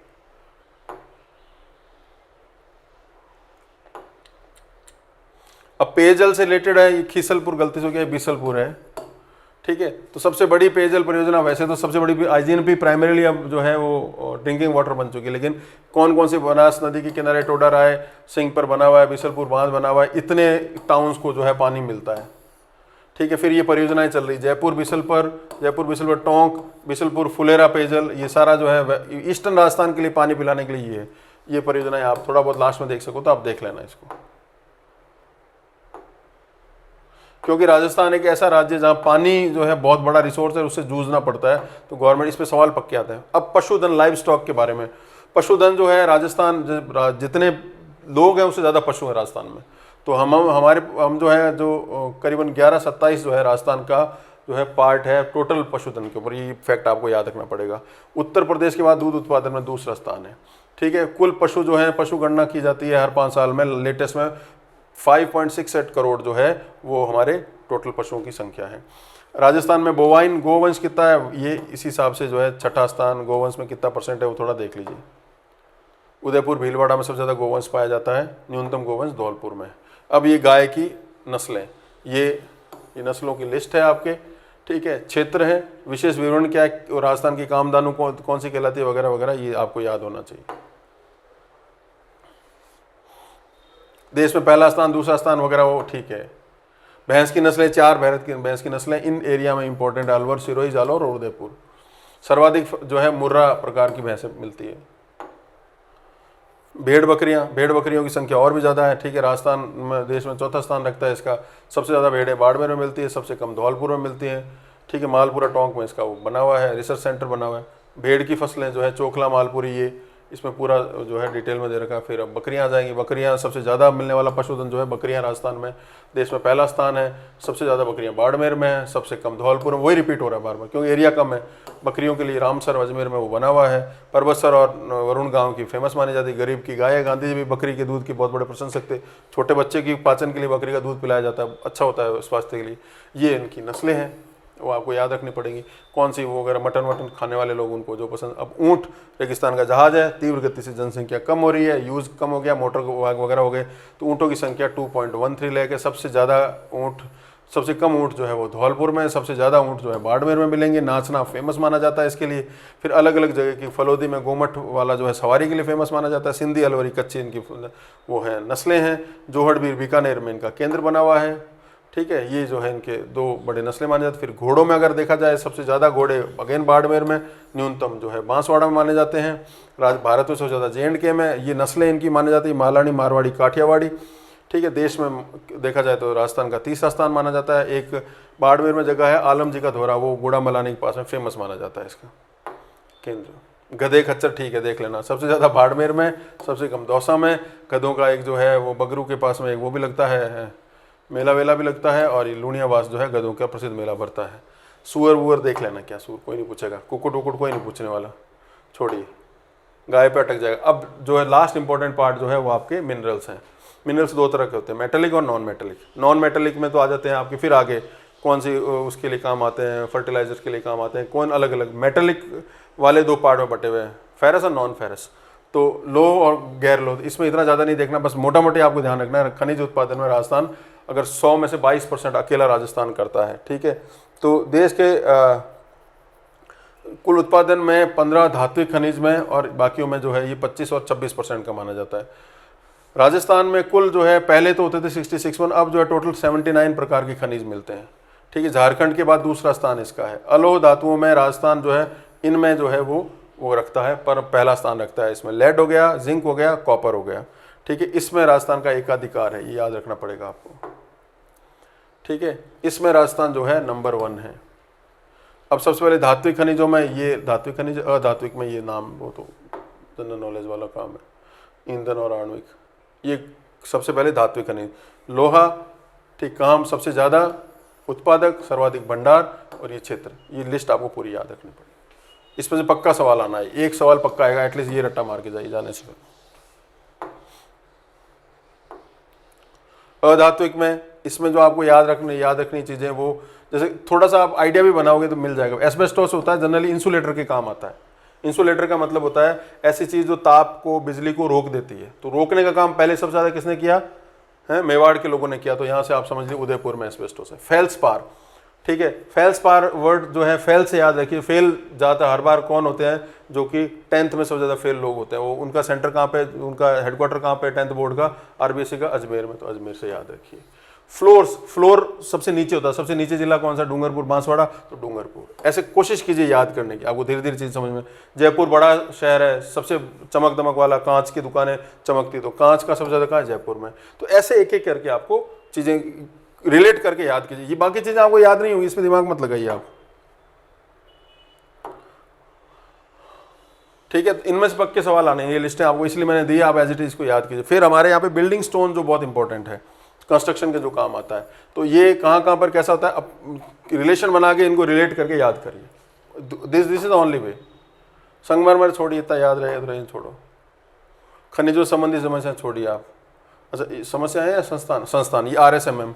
अभी RSMM मैंने आपको जब पढ़ाया था, जब बताया था कि RSMM को सबसे ज़्यादा इनकम जो है वो रॉक फॉस्फेट से होती है। अगर इसमें दिया होगा ठीक है, नहीं तो फिर भी जो 3-4 चीज़ें ही बेचता है वो, ठीक है। जिप्सम, लिग्नाइट और रॉक फॉस्फेट इंपॉर्टेंट। और रॉक फॉस्फेट सबसे ज़्यादा पैसा देता है, बाकी कोई नहीं पूछेगा आपसे। कोई नई चीज़ होगी तो ईंधन के खनिज यानी कोयला 4 कैटेगरी का होता है, एंथ्रेसाइट, बिटुमिनस, लिग्नाइट और पीट। तो लिग्नाइट हमारे यहाँ ज़्यादा होता है, बाकी कुछ होता नहीं है। तो पहला लिग्नाइट कोयला बीकानेर में सबसे ज़्यादा होता है। ये बीकानेर, बाड़मेर, पलाना, बरहिंगे, कपूरडी, जालिपा और कसनाऊ, मातसगोरा, ये लिग्नाइट के कोयले के स्थान है बस, ठीक है। तो देश की सबसे बड़ी खान जो है पलाना बीकानेर में है लिग्नाइट की, बाकी नेवेली में तमिलनाडु में होती है। खनिज तेल बाड़मेर में सबसे ज़्यादा है, ये खनिज तेल के बारे में हम इकोनॉमिक्स में पढ़ चुके। गैस सबसे ज़्यादा प्राकृतिक गैस जैसलमेर में है, अभी उत्पादन भंडार बाड़मेर में, उत्पादन जैसलमेर में ज़्यादा हो रहा है। यूरेनियम के अभी नए नए वो मिले हैं, वो थोड़ा देखना पड़ेगा। तो दिस इज़ ऑल अबाउट ये कौन कौन सी कंपनियां लगी, वो तो इकोनॉमिक्स में हमने पढ़ लिया है, ठीक है। रत्न खनिज छोड़ी, कोई नहीं पूछने वाला इसको। अब जब लास्ट हो तब भले देख लेना, अभी कोई है नहीं। ये लिस्ट अगर याद रख सको कि एमरल्ड कहाँ होता है, तांबड़ा कहाँ होता है। तांबड़ा जो है वो ज़्यादा इंपॉर्टेंट इसलिए है क्योंकि ये सरवाड़ एक जगह है वहाँ पे अजमेर उसके बीच में, वो सबसे बड़ी खान मानी जाती है सरवाड़ की, वो थोड़ा बहुत देख लेना आप इसको। इन पे लास्ट में आएगा बंदा पूछने वाला, कोई नहीं पूछने वाला, ये भी नहीं पूछेगा, छोड़ो। रत्न खनिज छोड़ो, अब रत्न खनिज वगैरह आ गया। अब राजस्थान में उद्योग, तो उद्योग वैसे तो हमने पढ़े थे वहाँ पर, उसमें सवाल है, लेकिन फिर भी इंडस्ट्रियल ज्योग्राफी में पूछते हैं कि इंडस्ट्री कौन कौन सी कब स्टैब्लिश हुई। तो ये उद्योग सूती, ऊनी, चीनी, सीमेंट, कांच, इनमें पहला कौन सा हुआ, सबसे पहली मंडी कौन सी थी, ये लिस्ट आपको याद करनी पड़ेगी। इट्स वेरी इंपॉर्टेंट, इसमें से पक्का सवाल एक आएगा, ये लिस्ट आप याद कर लीजिए, ठीक है। ये इसका कंटिन्यूएशन में ये आपका मैप दिया हुआ इससे, ठीक है। ऊर्जा, अब ऊर्जा तो वैसे वहाँ भी पड़ी है कि ऊर्जा का मतलब बिजली, किलोवाट आवर कितना इसमें बन रहा है। तो वैसे अगर देखा जाए तो हमारे यहाँ पर जो बनती है बिजली, जो बनती है वो बनती है, कुछ तो स्टेट ओन्ड कंपनी है, कुछ हम शेयर करते हैं, और कुछ जो है सेंट्रल गवर्नमेंट देता है। तो ये थोड़ा आपको समझने की आवश्यकता है। बिजली जनरली या तो बनेगी थर्मल से, कोयला या पेट्रोल जला के, या बनेगी वाटर गिराने से, पोटेंशियल एनर्जी गिरेगी, रोटेट होगी टरबाइन, और तीसरा जो है रिन्यूएबल सोर्सेज वगैरह से जनरली बनती है, ठीक है। तो ये थोड़ा आपको समझना। तो राजस्थान जो ये एनटीपीसी के जो हैं वो केंद्र सरकार के हैं, बाकी राजस्थान ने खुद ने करे हैं, कुछ शेयरिंग वाले हैं। तो पहले राजस्थान वाले देख ली। तो जल विद्युत जो मिलती है वो आपको मैंने बताया, जितने मल्टीपर्पज है ये माही, अनास और जाखम है। तापीय जो है राजस्थान का खुद का जो है कोटा, सूरतगढ़, गिरिल, छबड़ा, बरसिंहसर और काली सिंध। ये बिल्कुल याद करने के लिए ही इसको डायग्राम को किया गया। गैसीय है धौलपुर, रामगढ़ और झामर कोटड़ा। गैर परंपरागत में अगर आओगे, राजस्थान के पूरे जो है पवन ऊर्जा के ये पार्ट है। सौर ऊर्जा में ये आपको पता है भड़ला वाला, और बायोमास में पदमपुर का जो है पुराना कल्प तुर्वक्स बना था। हालांकि ये तो अब फेल हो रहा है, बाकी वो दोनों ज़्यादा अच्छे आ रहे हैं। इस पे से पक्का सवाल आएगा सौर वाले में, ठीक है। तो एक तो राजस्थान की साझेदारी हमने कर रखी है, जिसमें हम शेयर करते हैं पंजाब के साथ वगैरह के साथ, बांकड़ा, नागल, और तापीय में कर रखा है सतपुड़ा के साथ। केंद्र जो एनटीपीसी, एनएचपीसी के माध्यम से जो 75 में बने संस्थान वो देता है, वो ये नाम है। जल विद्युत ये, तापीय ये, गैस ये, परमाणु ये, इसमें से एक पक्का सवाल आएगा, याद कर लीजिएगा इसको। अब ये वही लिस्ट है, सेम उसी स्केलेटन को आगे बढ़ाने के लिए। अधिष्ठापित क्षमता मैंने आपको बता दी, उसमें छोड़ दीजिए इसको, ये मैप है, ठीक है। परिवहन वगैरह का ज़्यादा है नहीं, ये एक लिस्ट आप याद कर लीजिए कि सबसे ज़्यादा कौन सी वो है, टोटल नेशनल हाईवेज कौन कौन से निकलते हैं जिन पे येलो मार्क लगा होता है। सबसे लंबा जो है रेड क्लिफ के किनारे जो 15 पुराना वाला 15 है, उसके बारे में देख लीजिएगा कौन सा जो कौन से राज्य से नहीं निकलता। पूरा रट्टा वाला गेम जो है, ये तो है हाईएस्ट वाईएस्ट वाले, ये ज़्यादा इंपॉर्टेंट नहीं है। जैसे अब सड़कें हैं, सड़कें 3 तरह की सड़कें होंगी, सेंट्रल गवर्नमेंट की, स्टेट गवर्नमेंट की, पंचायतों की। सेंट्रल गवर्नमेंट वालों में जो इंपॉर्टेंट चल रहा है, पहला तो चल रहा है गोल्डन क्वाड्रिलेटर, जिसमें जो जोड़ा जाएगा 4 महानगरों को। वो राजस्थान में कहाँ निकलेगा, ऑब्वियस है कि जो दिल्ली से बॉम्बे को जोड़ेगा, और राजस्थान में कहाँ से निकलेगा आपको आइडिया है, तो वो ये इसका दे रखा है। फिर जो है हमने एक बना रखा है पूर्वी पश्चिमी कॉरिडोर बना रखा है, वो राजस्थान के जो है सबसे साउथ वाले पार्ट से निकलने वाला वो ये है, ठीक है। और इसके अलावा जो है उत्तर दक्षिण कॉरिडोर और बनेगा, वो राजस्थान के बिल्कुल पूर्व पार्ट को टच करता हुआ निकलेगा, वो ये। कोई ज़्यादा इसमें कोई सवाल नहीं आने वाला, ठीक है। ये संस्थान लगे हुए, इसमें कोई सवाल नहीं आने वाला, छोड़ो इसको। ये परिवहन आपको थोड़ा समझना पड़ेगा बस। ये तो देखो दिल्ली से बॉम्बे को जोड़ने वाला कैसे जा रहा है ये हाईवे, और ये जो पूर्व पश्चिम गलियारे वाला कैसा है। अब राष्ट्रीय राजमार्ग आपको याद रखना, एक तो ये पुराना नया नोमेनक्लेचर भी हो गया, लेकिन इसमें सबसे ज़्यादा एरिया कौन सा कवर करता है, ये मैप से आपको आइडिया लग जाएगा बस। ये जो पुराना वाला 15 नंबर जो है, ये सबसे इंपॉर्टेंट था, इसी में से सवाल पहले आते थे। अब जो है इसका नोमेनक्लेचर चेंज हो गया, जनरली नहीं पूछा जाएगा। रेल पे कोई सवाल आज तक आया नहीं, छोड़िए कोई रेल का, ठीक है। ये 5 जोन ज़्यादा लगते हैं। सबसे बड़ा क्षेत्र जो है राजस्थान में उत्तर पश्चिम रेलवे का चलता है, जिसमें 4 डिवीज़न होते हैं। पूरे भारत में 17 जोन है, और करीबन 69 जो हैं वो डिवीज़न बने हुए हैं। उसमें 4 जो हैं ये उत्तर पश्चिम रेलवे में आ गया। कोटा जो है वो जबलपुर मुख्यालय WCR रेलवे बोलते हैं, उसका पार्ट माना जाता है। बाकी जो थोड़े थोड़े हैं उसको कवर करते हैं। रेलवे के हिसाब से अगर देखा जाए, वैगन बनते हैं भरतपुर में, सिमको वैगन में, ठीक है। बाकी इसमें कुछ नहीं। ZRT उदयपुर में जो ट्रेनिंग वेनिंग मिलती है, छोटी, इसमें कोई नहीं पूछने वाला। ये रेलवे का वायु कोई नहीं पूछने वाला परिवहन में। ज्योग्राफी यहाँ तक आती आती खत्म हो जाती है बस। वैसे आपके शुरू के जो चैप्टर उसी में से शिक्षा गुरुकुल, तो this is all about your geography. एक शॉर्ट क्विक जो है आपको करना है। अब टाइम नहीं है, मुझे पता है, थोड़ा इरिटेशन होता है अब क्या अब इस वीडियो कब देखें, हमारे पास समय नहीं, लेकिन जिसको फायदा वो हो सकता है, तो उसी पर्पज से बनाया गया। आज के लिए तो शुक्रिया।